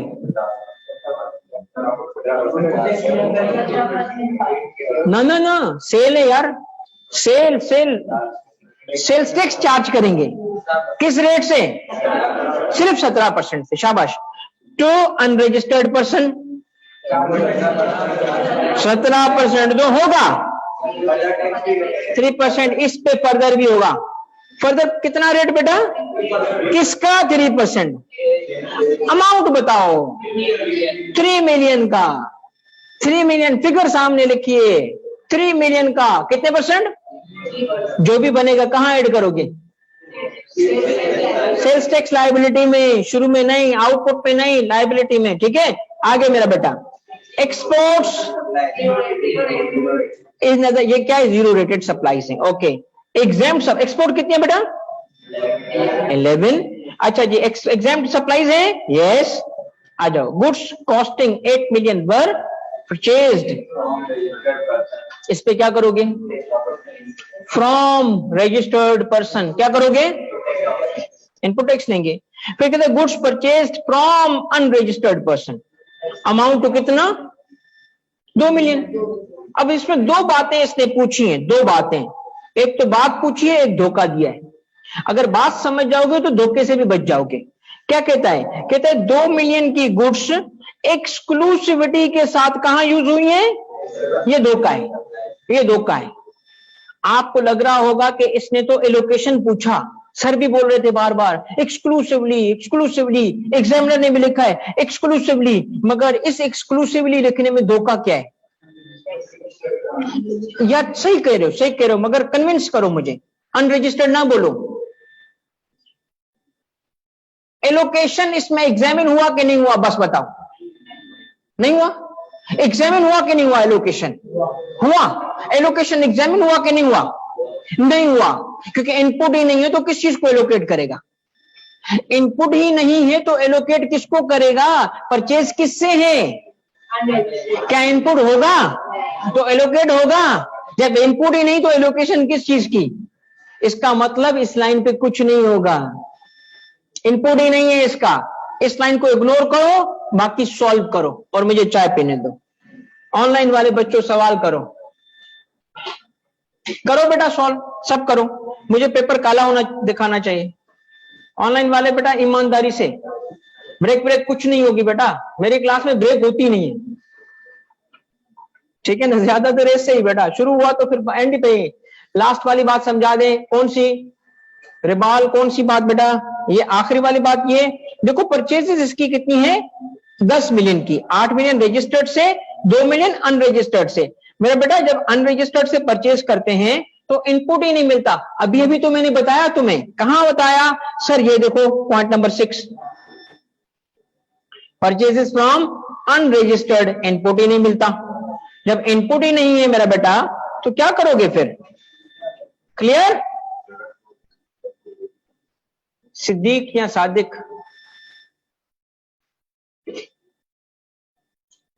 शू क्वेश्चन प्लीज। ये हम ना शू क्वेश्चन कौन सा है, शो क्वेश्चन होगा ना, ये क्वेश्चन नहीं, शू लिखा है तुमने। अच्छा अच्छा ठीक है बेटा, ये है ना, ये क्वेश्चन तो है तुम्हारा। आसिफ नजर नहीं आ रहा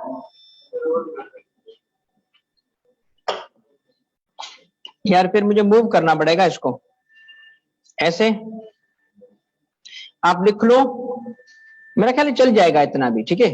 अच्छा व्हाट इफ के मैं, चूंकि वो नोट्स तो है ना इतने, अब चल जाएगा, ठीक है जी।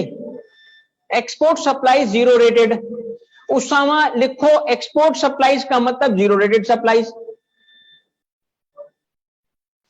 सबने सॉल्व करना है बेटा, सबने, एवरी वन ऑफ यू, हर किसी ने अपनी कवर में जाना है। साथ वाले का देख के ना खुश नहीं हो जाओ कि हो रहा है, खुद पेपर देना है तुम लोगों ने। किसी को सवाल हो डिस्कस कर लो, मगर मुझे, अच्छा अगर किसी को सॉल्यूशन देखना हो पहले नोट करो, तो मैं आपको शो कर सकता हूं ये वाले स्टेप्स, ताकि तुम फंसो नहीं, बट मुझे करके दिखाओ, करके दिखाओ, ठीक है बेटा। ये क्वेश्चन है, एक साथ 20% ना बेटा, एक साथ स्टेप बिल्कुल भी नहीं, क्योंकि फिर तो तुम्हारा स्टेप गलत हो जाएगा। वो 3% ऐड कहां होना है, एंड पे, लाइबिलिटी में, तो तुम तो सबको ऊपर लेके जाओगे बेटा, इसलिए गलत। शेप 3% अलग और वो अलग, नाम भी लिखेंगे 3% का, ठीक है जी बेटा।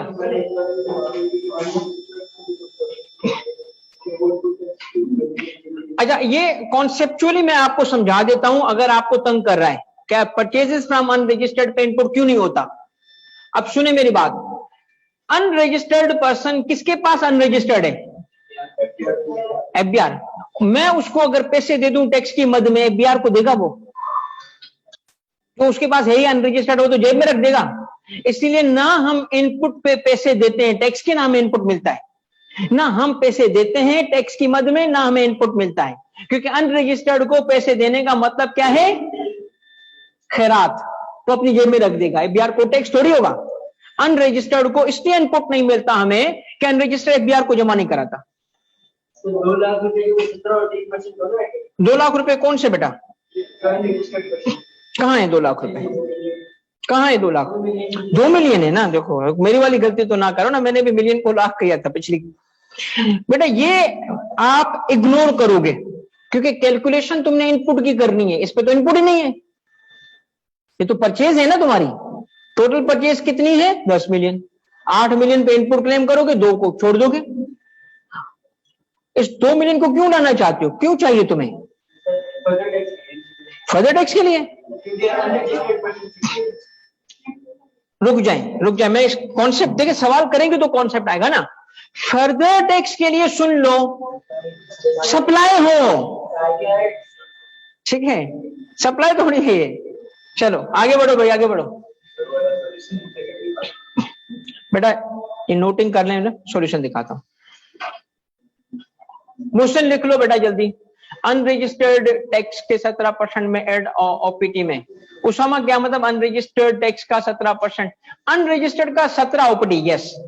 3% जो होगा ना वो होगा लायबिलिटी में।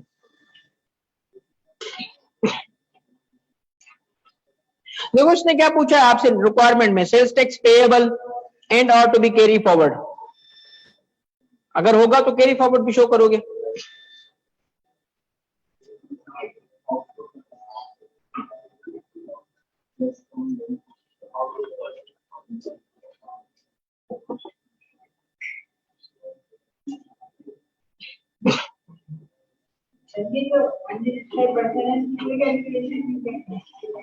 सेल टू अनरजिस्टर्ड या परचेस? ना ना ना, पहले मुझे बताएं कौन सा अनरजिस्टर्ड, कौन सा, जिसको सेल की है या जिसे परचेस की है? उसको सवाल क्यों, उसका सवाल है ना कौन।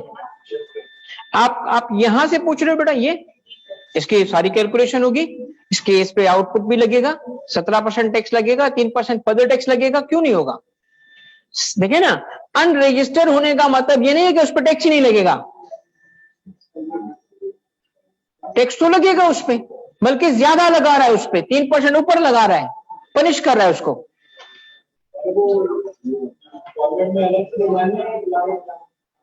अलग अलग, every step separately shown. Mohammad Talha जिंदाबाद यार। ये देखो भाई, एक बच्चे ने कर भी लिया यार, शर्म करो, तुम अभी लिख रहे हो यार।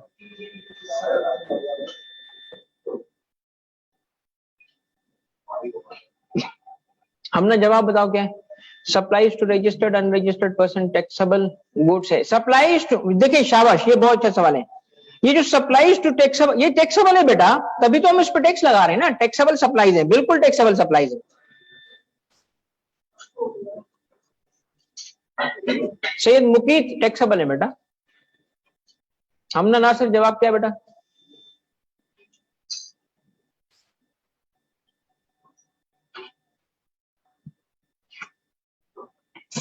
शुएब ठीक है बेटा, शाबाश। वाह यार, आई एम हैप्पी मैन टुडे। 3 बच्चों ने जवाब लिख दिया है इतना जल्दी। ऑन कैंपस वाले जो है ना बेटा, बहुत स्लो हो, वो देखो। अच्छा, ऐसे तो नहीं है ऑनलाइन वाले कॉपी कर करके लिख रहे हैं दूसरों के जवाब, सबके सेम जवाब आ रहे हैं। शाबाश बेटा, गुड वलीद, शाबाश बेटा।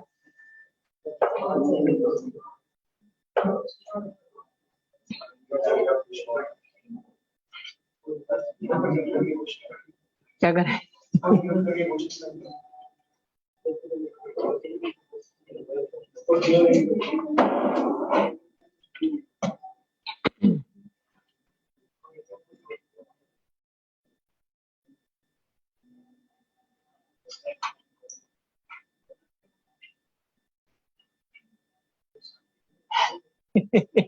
तहा सिद्दीकी कहता है सर मेरा सवाल लेट हुआ है क्योंकि मैं आपकी चाय देख रहा था। क्या कह रहा? रजिस्टर्ड पर्सन, हाँ सर, आईपीटी सिर्फ रजिस्टर्ड पर्सन पर लगेगा, आईपीटी रजिस्टर्ड पर्सन पे होगा। बिल्कुल सही है बेटा, बिल्कुल सही है। कैरी फॉरवर्ड 136, ये मुझे शेप चेक करना पड़ेगा, शेप चेक करना पड़ेगा बेटा, लेट्स सी। वही वली ठीक है बेटा।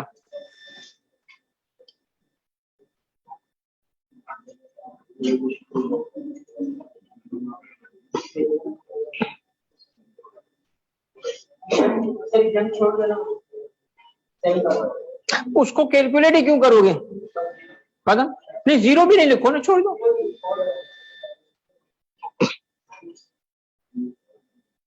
समझ आ रहा है? अल्हम्दुलिल्लाह, वेरी हैप्पी, शाबाश बेटा। I am also happy, I am also happy.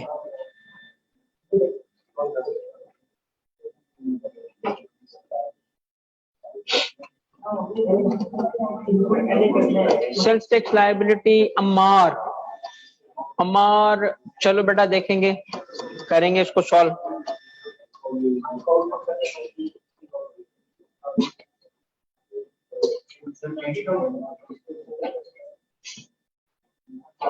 करते हैं कैलकुलेट, देखते हैं इसको, पहले आप कर लो कंप्लीट।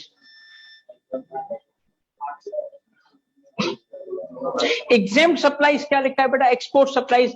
रिपाल, ये लिखा है ना बेटा एक्सपोर्ट सप्लाईज, ये एक्सपोर्ट्स है ना बेटा, तो इसमें आपको क्या इशू आ रहा है? जीरो रेटेड ये है बेटा, 11 मिलियन की। सैरिश और खलील ठीक है, शाबाश बेटा, जवाब तो आपने दिया। अब देखते हैं करेक्ट किसका है, कौन कहां गलती कर रहा है। आपके जवाब वेरी कर रहे हैं बट बहरहाल ओके जी बेटा, आप बताएं।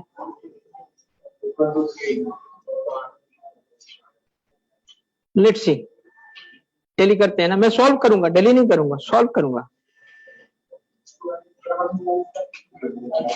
11261 ठीक है, वेरी कर रहा है बहुत सारा, ठीक है, मगर एक एक जवाब काफी ज्यादा है, प्रेडोमिनेंट है। वो है 226,000 226,000, ये प्रीडोमिनेंट जवाब आ रहा है। देखते हैं कि क्या ये सही है या गलत है, कैलकुलेशन करके देखेंगे। टोटल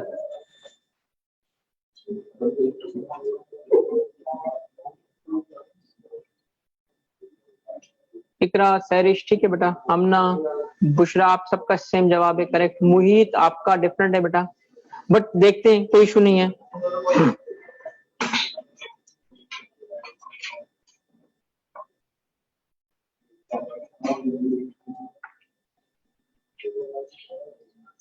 इनको तो एक ही हुआ ना, मतलब अगर हम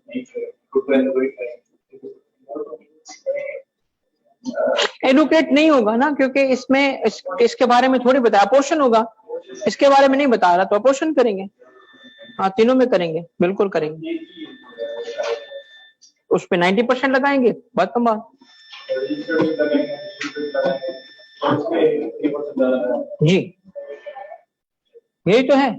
और ये जो आप अभी बता रहे हैं ना वर्बली, ये एडवांस मुश्किल सवाल का भी ये जो बता रहे हो, ये 60-70% तो यही होता है। चंद चीजें होंगी जो तुम्हें और समझनी है, हो गया तुम्हारा सेल्स टैक्स। ये लास्ट टाइम ये 19 मार्क्स थे, ये जो अगर तुम्हें आ रहा है ना, तो ये 19 मार्क्स की तुम्हारी तैयारी है। चलो 19 का सवाल दोबारा नहीं बनता, 15 का तो बनाएगा ना, और बाकी कॉन्सेप्ट होंगे थ्योरी के। तो मैंने डे 1 से जो तुम्हें स्ट्रेटेजी बताई है पेपर पास करने की, क्या है, सेल्स टैक्स को 30 में से 25 ले लो, थ्योरी के चैप्टर 1, 2, 3 है, उसमें से 5 ले लो, 25 और 5 30 हो गए। तो इनकम टैक्स के 60 मार्क्स हैं, 60, उसमें से 20 लेने बस। तो मैनेजेबल है, ये नहीं कि इनकम टैक्स को हल्का करो, नहीं, वो भी हमें पेपर 100 का अटेम्प्ट करना है, मगर स्ट्रेटेजी पास होने की ये है। एक्सपोर्ट सप्लाई 0 रेटेड है बेटा। आसमा या अस्मा, आसमा तो 1 बोलो, अस्मा तो 2 बोलो। पहले आपका नाम क्या है? ओके, आसमा, पहली चीज ये है कि एक सेक्शन पढ़ेंगे हम जिसका नंबर है सेक्शन 4, उसका नाम है 0 रेटिंग। उसमें लिखा है कि कौन कौन सी गुड्स 0 रेटेड होंगी, और उस लिस्ट में एक एक्सपोर्ट्स भी लिखी है। तो एक्सपोर्ट्स जहां पे भी होंगी आप समझ जाएं कि वो 0 रेटेड है, ठीक है, इस वजह से 0 रेटेड है वो। Under the law sales tax act unregistered को पोर्शन में लेंगे। भाई सप्लाई टैक्सेबल है, रजिस्टर्ड हो या अनरजिस्टर्ड हो, है तो टैक्सेबल ना। उस पे 17% नहीं लगा रहे हारिस, 17 के अलावा 3% और लगा रहे मेरी जान, तो क्यों नहीं लेंगे, बिल्कुल लेंगे बेटा, ठीक है। अच्छा जी, हो गया या टाइम चाहिए? बस हो गया।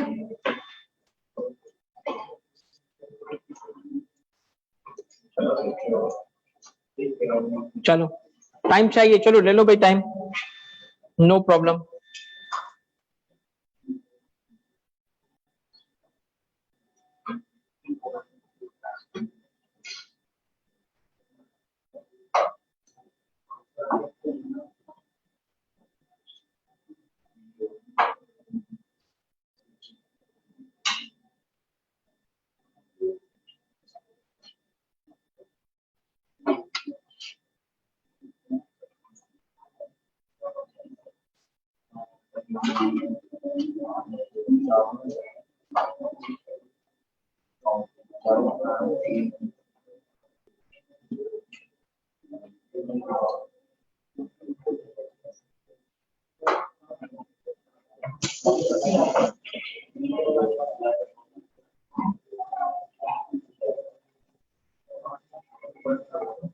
शहीर, ठीक है बेटा। खुरम, देखते हैं बेटा। आफाक, लेट्स सी बेटा। मोहित, लेट्स सी बेटा, आप किस चीज का दे रहे हैं? अच्छा जी, लेट्स डू इट बेटा। अब मैं इसको सॉल्व कर रहा हूं, मैं इसको सॉल्व कर रहा हूं, आप टेली करते जाएं साथ साथ। बल्कि मेरी हेल्प करते जाएं कि ये कैसे सॉल्व होगा। स्टेप 1 क्या है बेटा बताओ मिस्टर आसिफ। यहां कैलकुलेशन ऑफ क्या लिखा है, सेल्स टैक्स पेएबल एंड और कैरेट फॉरवर्ड। मेरा रिक्वायरमेंट जो है ना वो वहीं से आएगी जो भी उसने पूछा है। और फॉर मंथ कौन सा है,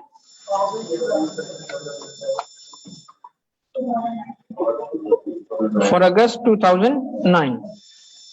स्टेप 2 क्या बेटा, इनपुट टैक्स। अच्छा जी, इनपुट टैक्स कैसे कैलकुलेट करते हैं, परचेजेस पे, परचेजेस गिवन है, गुड्स कॉस्टिंग, बल्कि ये तो आएगा ना गुड्स, नहीं आगे क्या लिखा है परचेज्ड, वो तो वैल्यू दे दूंगा ना, परचेज्ड फ्रॉम रजिस्टर्ड पर्सन। कितनी गुड्स परचेज हुई है इसकी, 8 मिलियन की। ओके, और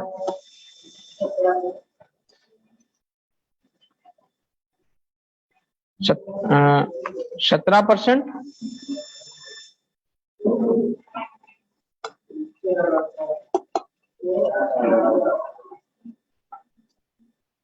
ठीक है।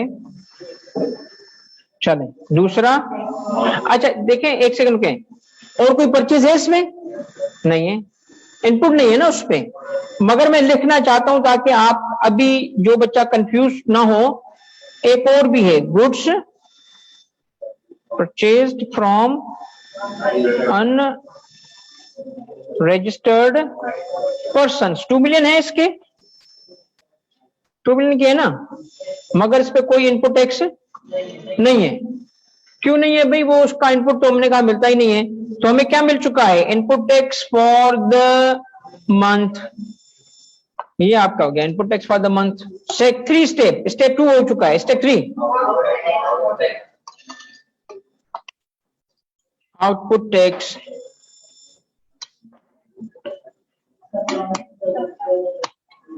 अच्छा जी, आउटपुट टैक्स किस पे होता है बेटा, सप्लाईज टू रजिस्टर्ड पर्सन्स, ठीक है, कितना है 5 मिलियन। ओके, 17%,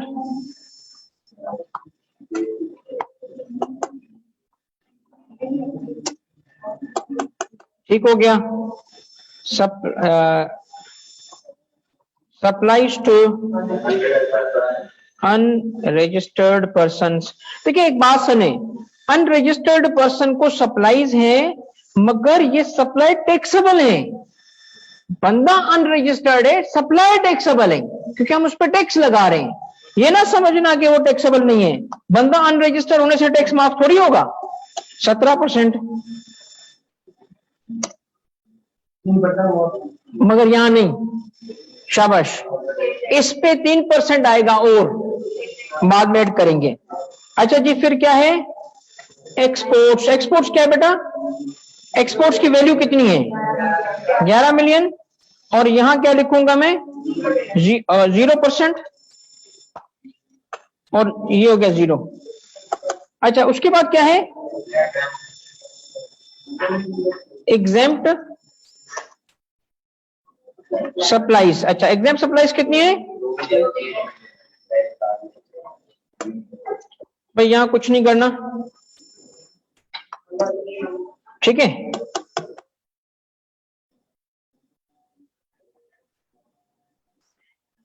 और कुछ है इस पे, सारी सप्लाईज हो गई। अच्छा क्या लिखूं, output tax for the month.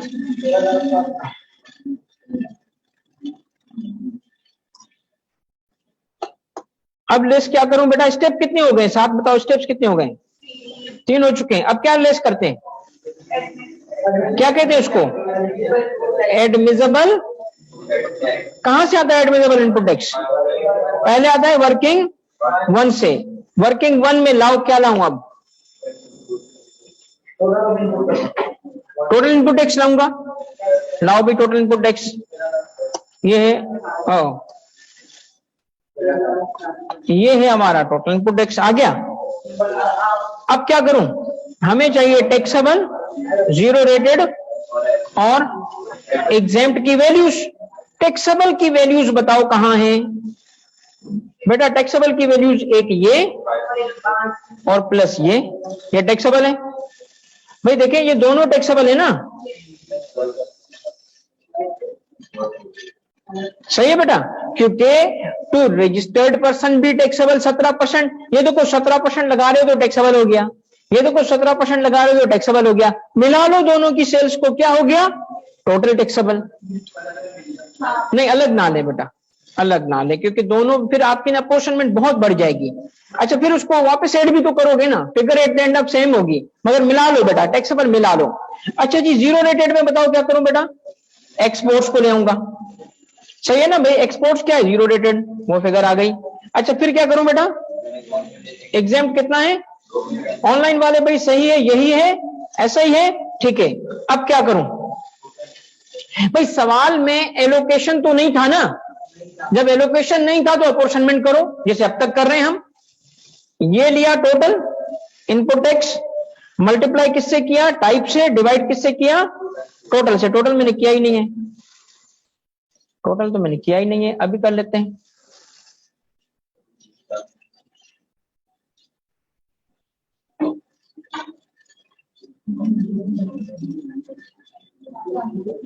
ये टोटल है बेटा। अब आ जाओ भाई, ये टाइप और ये टोटल, भाई चेक करते जाओ। मुझे एक्सेल पे भरोसा नहीं है, तुम पे है, ये मैंने झूठ बोला।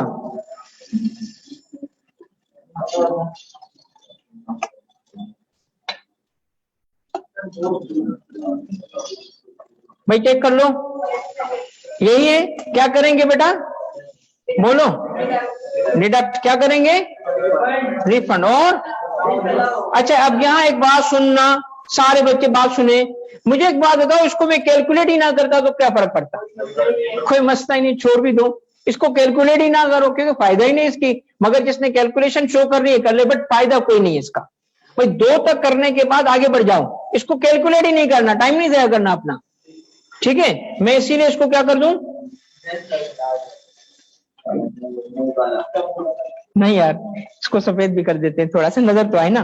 भाई इसकी आपकी मर्जी, इसको कैलकुलेट करो या ना करो, करोगे भी तो कोई फायदा नहीं है। अच्छा बेटा अब बताओ क्या करूं इसको? नहीं, इसे वर्किंग 2 में ले जाऊंगा, पहले वर्किंग 2 में तो ले जाऊं ना इसको। ये है हमारी, इस पे वर्किंग 2, वर्किंग 2 में यहां से ये अमाउंट उठा के आना है पहले। ये अमाउंट हमारा इनपुट टैक्स का है, ठीक है? तो हमारे पास ये अमाउंट आ रहा है यहां से, ये अमाउंट आ गया। अब मुझे क्या चाहिए? 90%। किसका 90% चाहिए? ये सीधा पड़ा होता है, जाओ और इसका 90 लगा दो बस। अब बताओ क्या था? ये 90% सही निकला है? नहीं निकला, इसमें कुछ गलती है।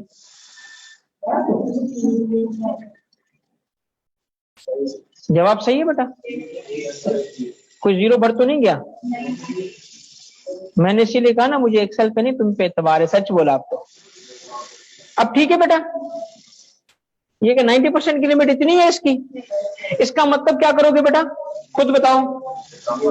एडमिसेबल इनपुट टैक्स कितना होगा इन दोनों में से? ये हो गया। तो एडमिसेबल इनपुट टैक्स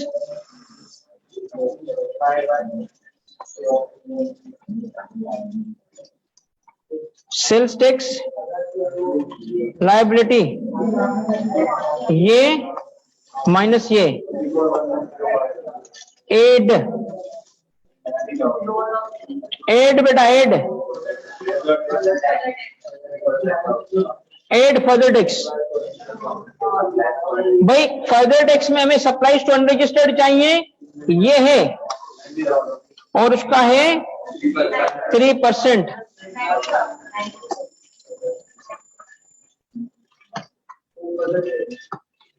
इतना ही जवाब है। अब क्या कहलाएगा? Total sales tax liability. अच्छा बेटा, इसमें अब क्या करेंगे? रिफंड। रिफंड शो करना होता है सिर्फ, ये है रिफंड।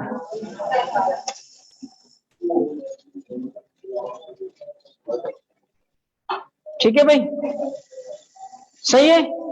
ये था बेटा जवाब इसका। बताएं किसका सही था? शाबाश, गुड। कुछ का। अब मुझे बताओ, जो बाकी जो फंसे, कहां फंसे?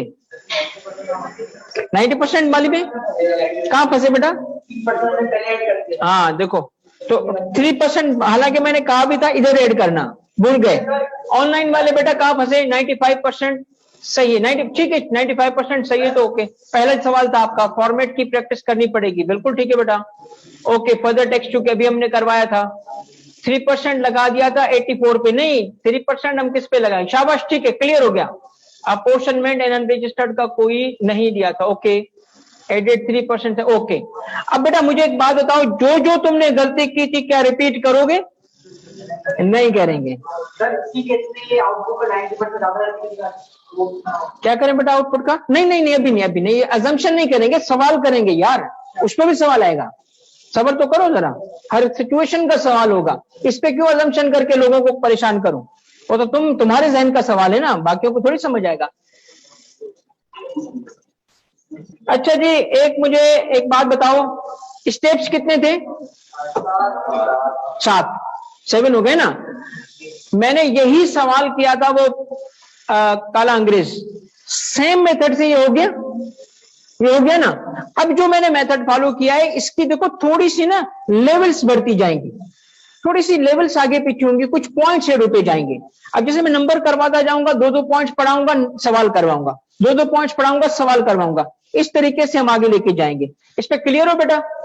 कोई सवाल है आप लोगों का? आगे बढ़े। नोट कर लिया आप सबने? चलो मैं वैसे ही शेयर करूंगा ग्रुप पे आपके साथ।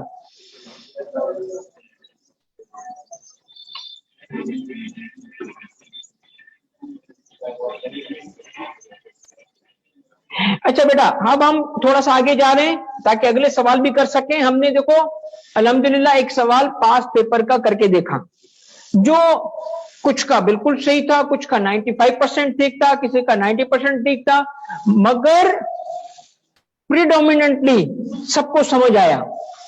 अगर आप थोड़ी सी प्रैक्टिस करोगे तो ये जवाब, अब मैं आप सबको मशवरा देता हूं, जिसका 100% सही नहीं था, चाहे एक ही गलती थी, आज आप खुद इसको दोबारा करो, बगैर देखे दोबारा करो। आप फंसो, आप जाके इसको चेक करो सॉल्यूशन को। स्टेप्स की प्रैक्टिस करने के लिए याद रखना, मैं आपको एक ऐसी बात बता रहा हूं, तुम हैरान हो जाओगे। अक्सर मुश्किल सवाल ना करने की वजह से नहीं, बल्कि आसान सवाल ना करने की वजह से बच्चा फेल होता है। वो समझता है ये तो आता है, नहीं आता। वो जब लिखने पे बैठता है ना तो फंस जाता है, और जब पेपर में जाता है तो उसमें रीटेक नहीं होता कि ये नहीं डिलीट करके दोबारा करूंगा और टाइम भी मुझे वापस मिले, नहीं, वो टाइम गुजर चुका होता है। तो याद रखना, जो तब सवाल तुम्हें आसान भी लगे, प्लीज पेपर पे कर लो, प्लीज पेपर पे कर लो, ठीक है। अच्छा, अब एक काम ये करते हैं, मैं आज थोड़ा सा, चूंकि जिस हद तक मुझे कवर करना था वो मैंने कवर किया है, मगर मैं आपको अभी कुछ और एग्जामिन करना चाहता हूं। अच्छा बेटा देखो, एक मैं आपको ना साथ साथ इतने रिसोर्सेज इंशाल्लाह, बस आप दुआ करें अल्लाह सेहत दे, जिंदगी दे, ताकि आपका बेच पढ़ा सकूं। तो आपको मैं इतनी चीजें दूंगा कि आपको हर स्टेज पे जो कुछ चाहिए वो मिल जाएगा। आपको रिवीजन पर्पस के लिए चाहिए, आपको लास्ट मंथ, आपको लास्ट वीक, आपको लास्ट डे, क्या क्या करना चाहिए, बनी बनाई चीजें मिलेगी। एक चीज जो मैं आपको बेसिक कॉन्सेप्ट्स की शेयर करूंगा, वो जो कुछ आपने पढ़ा है अब तक आज तक, वो मैंने आपके सारे टॉपिक्स कैसे बना दिए ये तुम्हें दिखा रहा हूं। ये शाम को मैं आज आपसे शेयर करूंगा। हम ना बेटा उससे भी बड़ी चीज है जो अभी तुम पूछ रही हो, उससे भी बड़ी चीज ये देखो, तुम्हें मैं आपसे ये शेयर करूंगा। आप सबने क्या करना है, पूरा कोर्स इस हैंडआउट के थ्रू रिवाइज करना है। मैं आपको 2 चीजें देने वाला हूं आज शाम को, बनाई हुई है, मैं सिर्फ तुम्हें दिखा रहा हूं, एक आध सवाल उसमें से कराऊंगा और फिर आज क्लास एंड करेंगे। आज मैं जितना कवर कराना था अल्हम्दुलिल्लाह कर लिया और उसका रिजल्ट भी हमें आ गया। ये देखो, आपकी पहली क्लास जब मैंने स्टार्ट की थी उसी ऑर्डर में मैंने हैंडआउट बनाए, ताकि कोई रिवाइज करना चाहे ना, इस हैंडआउट के गैप फिल करे, प्रैक्टिस करे, क्लास देखने की जरूरत भी नहीं उसको। ठीक है ना? नई दुनिया है, नए मसाइल हैं, तो बच्चे के अब मसला पता है क्या है? अब मसला ये है कि सर 25 घंटे कौन देखे, वापस सर इतने घंटे कौन रिपीट करे। आपको हम तेज चलाते हैं ट्वाइस की स्पीड पे, तब भी टाइम लगता है। तो चलो कोई बात नहीं, आप उठाओ, 15 मिनट में रिवाइज कराता हूं। फिर जब आपका ये सवाल कंप्लीट होगा ना सेल्स टैक्स का हिस्सा, मैं आपको सिंगल पेज दूंगा, 1 पेज। और ये मैंने बनाना नहीं है बेटा, मैं बना के पिछली पेज में साबित कर चुका हूं। पूरा इनकम टैक्स जो 4 महीने का कोर्स है, 13 घंटे में रिकॉर्डिंग मेरी कंप्लीट मैंने बच्चों को दी थी, जिसपे बच्चे आज तक दुआएं दे रहे हैं। वो आपका सारा कोर्स होगा वेरिएबल टाइम में, इस हद तक होगा कि आपको एक पेज मिलेगा, मैं कहूंगा निकालो कोई पॉइंट बाहर है, निकाल के दिखाओ कोई इससे बाहर पॉइंट हो। मैं आपके लिए ये जो काम कर रहा हूं, ये नया काम है, ये पहले भी नहीं किया था इतने काम, क्योंकि हर दफा कुछ ना कुछ और करना है। अब मैं आपको ऐसी चीज दे रहा हूं जो पिछले बैच को भी नहीं दी थी, और वो क्या है, तुमसे काम करवाना डे 1 से। लिखो, एक्टिव रहो, और उसके लिए मैं आपको दूंगा हैंड आउट हर लेक्चर का, हर टॉपिक का। अब हैंड आउट कैसे होगा ये तुम्हारे सामने। ये देखो, यूनिट 1 का मतलब है क्लास 1, ठीक है? यूनिट 1 का मतलब है क्लास 1। पहली चीज क्या पढ़ाई थी तुम्हें? फिल करो गैप, मंथ फिल करते जाओ गैप्स। की पॉइंट्स तुमसे लिखवा रहा हूं, ठीक है? अच्छा जी, ये है NOG, notification in official gazette. ये ऑफिशियल गजेट का मतलब होता है ऑफिशियल जो न्यूज़पेपर होता है, ठीक है? चलें, ऑफिशियल गजेट ये इसलिए लिख रहा हूं कि टर्म है, ओके? इसका ताल्लुक इस पॉइंट से, ये किसी वक्त मैं आके खुद भी करवाऊंगा। तुमने ड्यू डेट फिल करो, फायदा होगा इस डॉक्यूमेंट का। पहले बॉक्स में क्या लिखोगे, दूसरे में क्या लिखोगे? ओके, फिल करो। Sales tax on goods is federation या फेडरल, और दूसरा क्या है? बिल्कुल ठीक है बेटा। इनडायरेक्ट टैक्स क्या है? सेल्स टैक्स इनडायरेक्ट टैक्स है, ओके। और क्या है ये? बस रिवाइज हो गया सब। की पॉइंट्स यही थे बेटा। अच्छा, आ जाओ इधर। ये आ गया आपका पहला मेथड। क्या मेथड था बेटा? थर्ड शेड्यूल मेथड, या इसको मैं sales tax on retail price भी कहता हूं। पहला क्या है? हु इज लायबल टू पे, शाबाश। मैन्युफैक्चरर या इंपोर्ट। दूसरा क्या है? At what rate, what value, goods कौन सी होंगी? प्रोसीजरल रिक्वायरमेंट्स भी लिख दी मैंने, सारी लिख दी। अब तुम्हें नोट्स बनाने की जरूरत है? बन गए नोट्स? अच्छा जी, थर्ड शेड्यूल पूरा दे दिया ताकि तुम देखना चाहो तो देख लो। ये देखो, तुम देखना चाहो, तुम्हारे ये याद नहीं करना, रट्टा नहीं लगाना। एग्जामिनर खुद पास पेपर उठाओ। मैं आज से तुम्हें कहता हूं, अगर अपनी जिंदगी के साथ सिंसियर हो, पास पेपर आज से देखो बेटा, सिलेबस देखो। अपने टीचर पे अंधा एतमाद करना सबसे बड़ी बेवकूफी है, चाहे मैं ही क्यों ना हूं।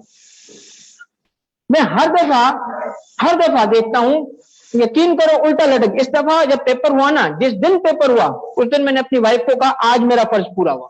तब तक मैं रिलैक्स नहीं था, क्योंकि बच्चों को आखिरी दिन तक सपोर्ट करवाए। फिर चंद दिन मिले रिलैक्स होने के, हाँ यार वीकेंड हुआ है। आप आखिरी महीना हमारा सबसे पहले रिलैक्स गुजरता था, आजकल सबसे मुश्किल गुजरता है, क्योंकि सारे बच्चे 1000 और 2500 बच्चा लास्ट टाइम व्हाट्सएप पे, और जिस किस्म के सवालात किए हैं ना बेटा, जो जुल्म हुआ है, मैं तुम्हें नहीं, मगर बिस्मिल्लाह, आप बच्चे हो हमारे, आप बच्चे हो हमारे, हम हाजिर हैं। वरना मैं टीचर किस चीज का हूं यार? वो उस्ताद ही नहीं है जो अपने बच्चे को बच्चा समझे और अपने स्टूडेंट को बच्चा ना समझे। आप मेरे बच्चों की तरह हो। मैं आपको दूंगा टाइम, अगर मैं इस प्रोफेशन में हूं, यहां खड़ा हूं, तो मेरा फर्ज है, खुद का फर्ज है, मेरे असिस्टेंट का नहीं है। मैं जिम्मेदारी ले रहा हूं, मैं बेटा हाजिर हूं। देखो, तो आपको ना ये सारी बनी बनाई चीजें, इसको क्या करो, पास पेपर उठाओ, याद रखो, सिलेबस देखो, उठाओ। टीचर पे छोड़ देने की गलती पता है क्या है? एंड पे आके सरप्राइज मिलती है, ये तो हुआ ही नहीं। तो पकड़ो ना मुझे पहले डे 1 से। सर स्लो जा रहे हो।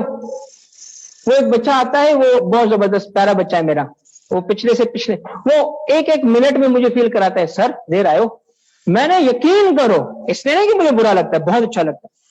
मैंने चैलेंज किया हुआ है उसको कि इस बैच में मैं तुम्हें बीट करूंगा। इसका मतलब मैं टाइम पे आऊंगा, तुम नहीं आओगे। और आज मैंने उसको बीट किया। ऐसा हमेशा उसको बीट करूंगा। किधर हो भाई? वो ऑनलाइन बैठा होगा। मैं टाइम पे आऊंगा बेटा, ये मेरा पक्का खुद से वादा है। पूरी कोशिश करूंगा, अनलेस कराची का ट्रैफिक के कहीं, but I try my best. Class time पे स्टार्ट होगी। ये इस बैच का मेरा पहला और सबसे इंपॉर्टेंट एम है। ठीक है? अच्छा बेटा, ये क्या है? पास पेपर। मैंने क्या कहा था तुम्हें? सीरियस हो, संजीदा हो खुद से। पास पेपर देखो, सिलेबस देखो। पास पेपर नहीं होगा तुमसे, नहीं होगा हर सब्जेक्ट का, मगर पता तो चलेगा ना किस स्पीड से। बार बार देखो। मैंने सीएसएस किया बेटा, सबसे मुश्किल एग्जाम पाकिस्तान का समझा जाता है, फर्स्ट अटेम्प्ट में पास किया। और तुम्हें पता है किसी एकेडमी से सीएसएस नहीं किया, सेल्फ स्टडी पे। तो एकेडमी होती नहीं थी 2002 में जब मैंने पेपर दिए। सेल्फ स्टडी से सीएसएस पास किया। एंड जो बेस्ट चीज जो मुझे काम आई वो दो आई, पूरे तजुर्बे से बता रहा हूं। पहली चीज, और मेरे पाकिस्तान के 3rd हाईएस्ट मार्क्स थे, सबसे बेहतरीन चीज क्या काम आई? दो। एक चीज, पढ़ने के बाद किताब बंद करो, रिहर्स करो। रिहर्स अपने अल्फाज में उसको बताओ। ये सबसे ज्यादा इससे मुझे फायदा मिला। चीजें इससे और पक्की हुई, कंसोलिडेट, जिसको कहते हैं इंटरनलाइज हुई। एज इफ के मैं हमेशा से जानता था उन चीजों को, भूलने का चांस ही नहीं। किताब बंद, उसको रिपीट करो, रिहर्स करो, अपने अल्फाज में करो। और दूसरी जो मुझे चीज काम आई थी, वो ये पास पेपर आगे रख के पढ़ता था। किताब में से फाड़ के उस सब्जेक्ट के पेपर उठाए, रखता था सामने। पहले देखता था इस टॉपिक के सवाल बनता कैसे, और उसके हिसाब से पढ़ते। क्योंकि देखो, इल्म हासिल करना किसी मकसद के लिए हम कर रहे हैं। हमारा मकसद है पेपर पास करना। सिर्फ इल्म सीखने के लिए होता, मैं कहता बिस्मिल्लाह, सबसे पहले तो कुरान पढ़ो। उससे बड़ा इल्म है ही नहीं ना। हदीस और कुरान से क्या इल्म है? तो हम यहां पेपर पास करने के लिए पढ़ रहे हैं, और पेपर देखते ही नहीं है। एंड पे आके हमें सरप्राइजेस मिलती हैं। अभी से देखो पास पेपर, अभी से देखो सेल्स टैक्स, उठाओ जाके, ट्रांजैक्शन तो एनालाइज करो यार। सीए के बच्चे हो तुम, अगर बाद में, तो जब जाते हो फॉर्म में बड़े तेज हो जाते हो, अभी तो तेज हो ना। अभी तुम क्यों ऐसे काके बने होते हो? खोलो पास पेपर, मैच्योर हो चुके हो, बच्चे नहीं हो। नहीं आएगा समझ, मगर टीचर पढ़ाता जाएगा, समझ आना शुरू आएगा। फिर भी नहीं आए, talk to your teacher. Talk to your teacher, उसकी जिम्मेदारी है, उसकी जिम्मेदारी है। ठीक है बेटा, अब आगे जाएं। ये देखो, मैंने आपको इस पे इवन 3rd शेड्यूल पे 6 सवाल करवाए, 6 सवाल दिए। मैं आपको ना एक सवाल करवाया था, वो लिखा। ये सवाल देखो, मैं थोड़ा सा ना इसकी प्रैक्टिस करवा रहा हूं, ताकि सब कुछ ये आपने करना है। ये क्या है? Ali is registered under Sales Tax Act 1990. He is engaged in manufacture and supply of 3rd schedule goods. Following information has been extracted from his record for the month of January 22. Supplies of goods कितनी है? 100 kg cell किया इसने। ये वही थी ना example जो मैंने बताई थी। Further, goods are sold to distributors at wholesale price of 5,000 per kilogram, whereas their retail price is 8,000 per kg. Calculate करो सेल्स टैक्स लायबिलिटी। किससे कैलकुलेट करोगे? करो कैलकुलेट बेटा।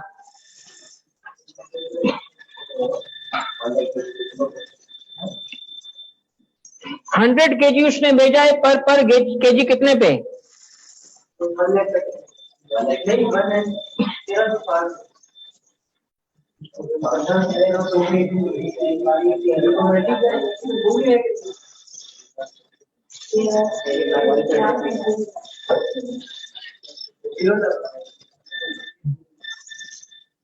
अच्छा बेटा, मैं इस पर फॉर्मेट का ख्याल नहीं रख रहा, सिर्फ आपको गाइड करने के लिए।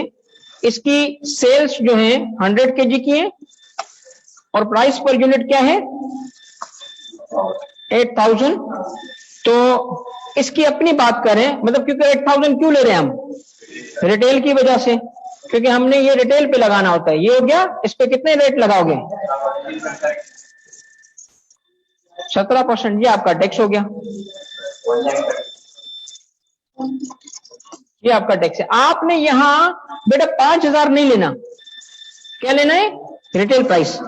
ठीक है, चलो भाई, एक सवाल ये आपने कर लिया, ये करके दिखाओ। महरीन वाला, miss Mahreen is registered under sales tax act. She is engaged in import and supply of 3rd schedule goods. Following information has been extracted from her, ये कॉपी किया था, हेज कर दिया इसको, her record for January 22 supplies of imported goods to dealers, इसने 12 million की supplies की है टू डीलर डिस्ट्रीब्यूटर की। कौन सी गुड्स इसने बेची? थर्ड शेड गुड्स बेची। अच्छा, goods sold to dealer distributor were sold to general public at retail price, जो कितनी बनती है इसकी? अब मैं आपसे पूछता हूं, बताओ सेल्स टैक्स लायबिलिटी कितनी होगी? मेहरीन पे कितनी होगी? जी बेटा,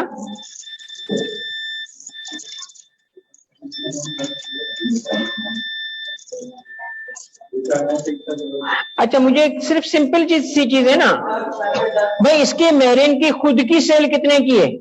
जो चीजें उसने बेची वो पब्लिक को कितने में बेची जा रही हैं, तो मेहरीन को टैक्स कितने पे देना पड़ेगा? अपनी सेल पे नहीं, रिटेल प्राइस पे, जो कितनी बनती है ये। इसका क्या लेना है तुमने? हालांकि उसकी खुद की सेल क्या है, ये बात आपने पढ़ी है ना? सही है भाई, यही जवाब है, यही जवाब है बेटा। अच्छा मुझे अब ये करके दिखाओ, अब करके दिखाओ तो मान जाऊं तुम लोगों को। ये करके दिखाओ बेटा, कमाल का सवाल। अब ये तुम करके दिखाओ तो मान जाऊं तुम्हें कि चलो तुम्हें समझ आई थी, और मैं कहूंगा शाबाश, अब तुम मेरे स्टूडेंट हो।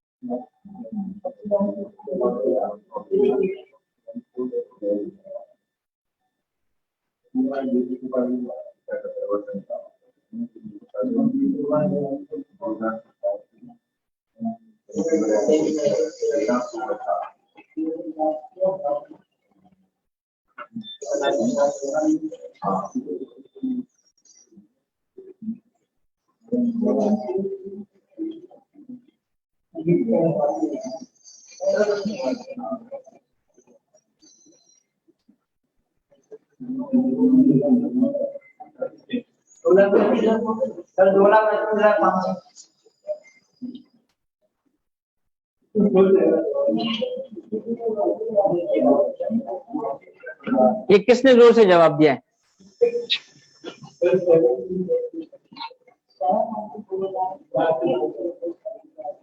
कर लो तो एक कहानी सुनाता हूं तुम्हें। कर लिया? हम ना बुशरा, अब्दुल रहमान,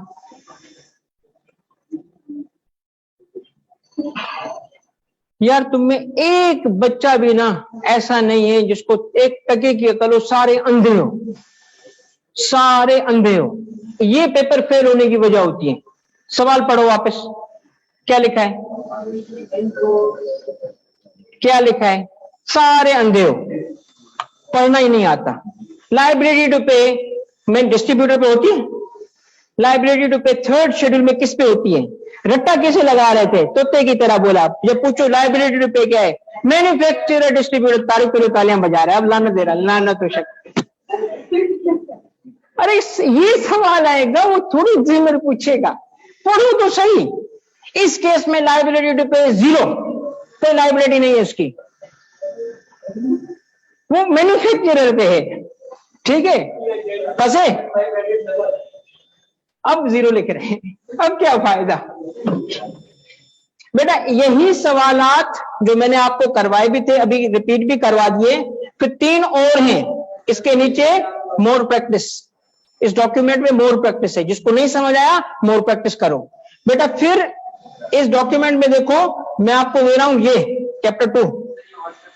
व्हाट्सएप क्यों करूं, ग्रुप पे शेयर करूंगा ना। अच्छा, ये बेटा आपका लेक्चर 2 एंड 3, उसके पॉइंट्स हैं VAT।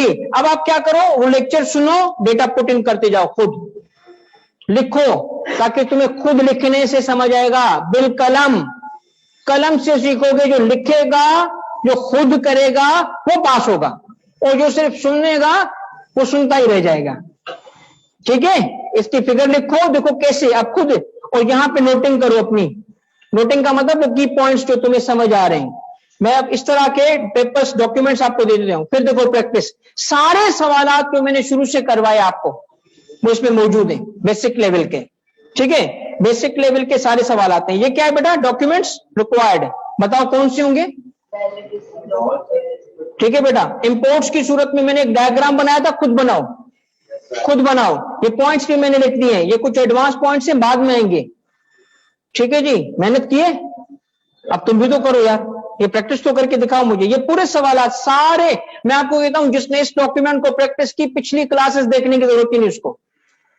आज का आसिफ का सवाल कर पा रहे हो और ये डॉक्यूमेंट कर पा रहे हो, इसका मतलब जो मकसद था हासिल कर चुके हैं, आगे बढ़े।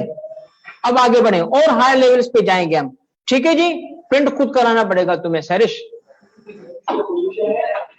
किसका सॉल्यूशन? इन सारे सवालों का सॉल्यूशन जो है आपको पिछली क्लासेस रिकॉर्डिंग में मौजूद है। आपने अगर सॉल्यूशन चाहिए, सॉल्व करो, मुझे भेजो। ठीक है, इसमें सॉल्यूशन की तो कोई बात ही नहीं है, नहीं एग्जैक्ट वही है जो हमने किए। जिसने क्लासेस मिस की थी वो प्लीज सुन ले, क्लास मिस नहीं कर सकते आप क्लास जैसे लेनी है, मैं आपको डे 1 से बोल रहा हूं, रिकॉर्डिंग से के साथ कंसिस्ट रहो, सेम रोज देखो, लाइव सुनना है, क्लास लाइव, और जो फिजिकली आ रहे आए। एक मेथड पकड़ो बेटा, एक रास्ता पकड़ो, पेपर पास हो जाएगा। थैंक यू वेरी मच बच्चों, अल्लाह हाफिज। अच्छा, और ये डॉक्यूमेंट मैं इजाजत देता हूं, सबके साथ शेयर भी कर सकते हो, जिसको चाहे दे देना, मैं अपना नाम लिखूंगा इस पे। यार बच्चे इस्तेमाल करें, टीचर क्यों करते हैं?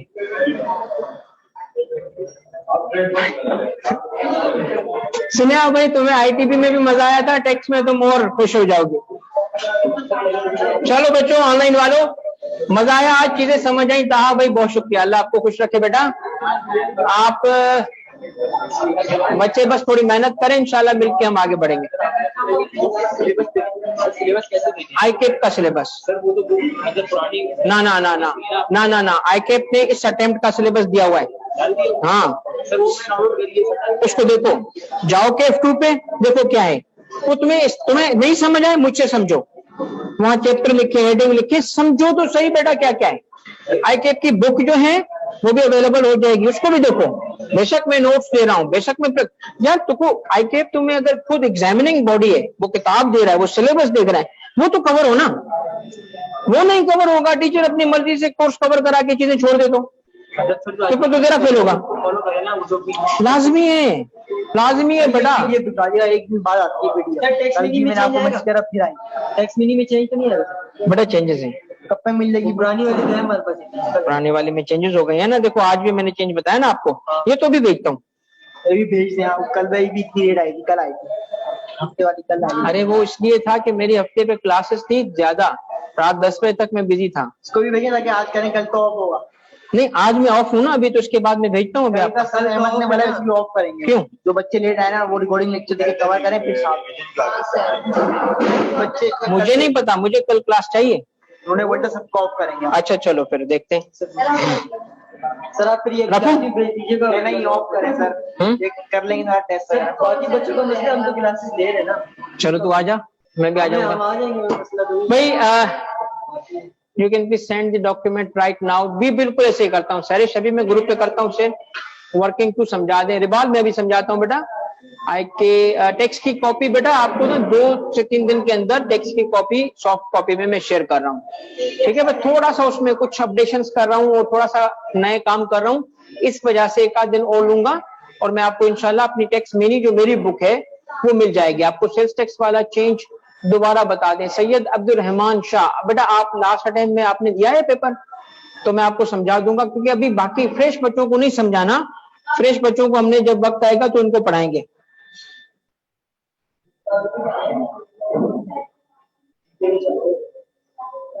सेल्स टैक्स वाला चेंज, ठीक है सर, अपडेटेड बुक वाली बात हो गई। अच्छा, अब वर्किंग टू किसने पूछा था? अभी हो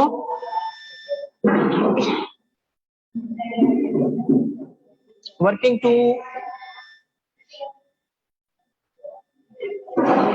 यार फिर एक काम करते हैं ना अब्दुल रहमान, फिर अभी छोड़ दो, अगर आप फ्रेश हो ना तो भी छोड़ दो, अभी मैंने उसको सिर्फ मेंशन किया था उन बच्चों के लिए जो पुराने थे।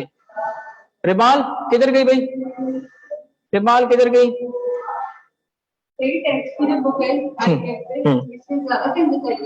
हाँ चेंजेस तो हैं, मैं चेक करके आपको ना बता देता हूँ, ठीक है? मैं आईकेएफ से पूछ के गाइड कर देता हूँ आपको अगली क्लास तक। रिबाल बेटा देखो, ये बात ये है कि हमने वर्किंग टू समझी ना, हमने क्या किया था, ये उठाया इनपुट टैक्स, ठीक है? ये पूरा इनपुट टैक्स उठाया, अब इसको हमने अपोर्शन करना था सेल्स की बेसिस पे। 3 हिस्से किए, टैक्सेबल डिडक्ट होता है, ये रिफंड होता है। ये जो डिडक्ट होगा, डिडक्ट होने से पहले इस पे एक लिमिट होगी। डिडक्ट होने से पहले हम क्या करेंगे, इसको 90% की लिमिट से गुजारेंगे। 90% किसका? 90% आउटपुट टैक्स का। ये है आउटपुट टैक्स। आउटपुट टैक्स हमारा है इतना, इस पे अगर आप लगाओ 90% तो इतना अमाउंट बनता है, सेम, ठीक है बेटा? अब हमें ये रूल है कि इस अमाउंट से, ये जो इस लिमिट से ये नहीं एक्सीड कर सकता, ये हमें चेक करना पड़ता है। अगर यहाँ अमाउंट लाजमी थोड़ी है कि इससे कम हो, अगर यहाँ 2 लाख रुपए होते, यहां लिखा होता 2 लाख, तो फिर 183 तक इनपुट मिलता, बाकी जो होता ना कैरी फॉरवर्ड हो जाता है। बाल यहां चूंकि अमाउंट कम है, लिमिट के अंदर है, तो सारा हमने माइनस कर लिया, ठीक है बेटा? तो सेकंड वर्किंग में हम क्या करते हैं, इनपुट टैक्स पे सिर्फ क्या करते हैं, 90% की लिमिट लगाते हैं आउटपुट से डिडक्ट होने से पहले, ठीक है? क्लियर हो गया? अच्छा जी, और कोई? स्क्रीन ऊपर आसमा, ठीक है?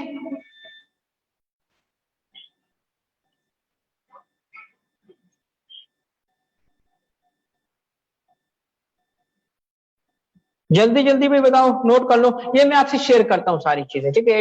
एडमिसिबल टैक्स आएंगे, विबाल इसको एडमिसिबल कहेंगे, बिल्कुल ठीक है, ये एडमिसिबल टैक्स होगा। अभी थोड़ा सा ना कुछ एडवांस सवालात आएंगे तो मैं इसकी टर्मिनोलॉजी भी ऐड करता जाऊंगा। ऐसा भी हो सकता है कि किसी क्वेश्चन में अपोर्शनमेंट ना हो, जस्ट एलोकेशन हो, बिलाल बिल्कुल हो सकता है। ये सिर्फ उसी वक्त हो सकता है जब सप्लाई में एक किस्म की सप्लाई होगी। सारी आपकी परचेजेस बिलाल अगर टैक्सेबल सप्लाई में लगी, आपकी सप्लाई सिर्फ और सिर्फ टैक्सेबल है, तो अपोर्शनमेंट क्या करेंगे? कुछ नहीं, क्योंकि आगे सप्लाई एक किस्म का है, सारा डिडक्ट हो जाएगा, एलोकेशन होगा। अगर आपकी सप्लाई आगे सारी की सारी जीरो रेटेड है और परचेजेस आपने क्या की, जीरो रेटेड में इस्तेमाल की, अपोर्शनमेंट नहीं होगी, रिफंड होगा सारा का सारा, ठीक है बेटा? सर आसिफ वाली स्लाइड दिखा दें। अच्छा आसिफ वाली, ये है आसिफ वाली, ये मैं आपसे वैसे भी शेयर कर रहा हूं। अली, अगर पर्सन थर्ड शेड्यूल और अदर देन थर्ड शेड्यूल दोनों सेल करता हो, यही तो सवाल बनेगा। तला हम अलग अलग कैलकुलेशंस करेंगे, फिर मैं सिखाऊंगा आपको कि कैसे उसकी प्रेजेंटेशन होगी। नॉर्मली जो सवाल बनता है अली, वो इस तरीके से बनता है जैसे हमने अभी किया है, ठीक है?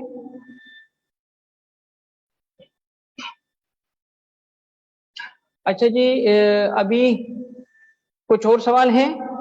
चलो भाई, ये मैं आपसे शेयर करता हूँ सारी चीजें व्हाट्सएप ग्रुप पे अगले 15 से 20 मिनट में, ठीक हो गया बच्चों? चलो भाई, थैंक यू वेरी मच, जज़ाकल्लाह। अगली क्लास में इंशाल्लाह मुलाकात होगी। Thank you very much, Allah Hafiz.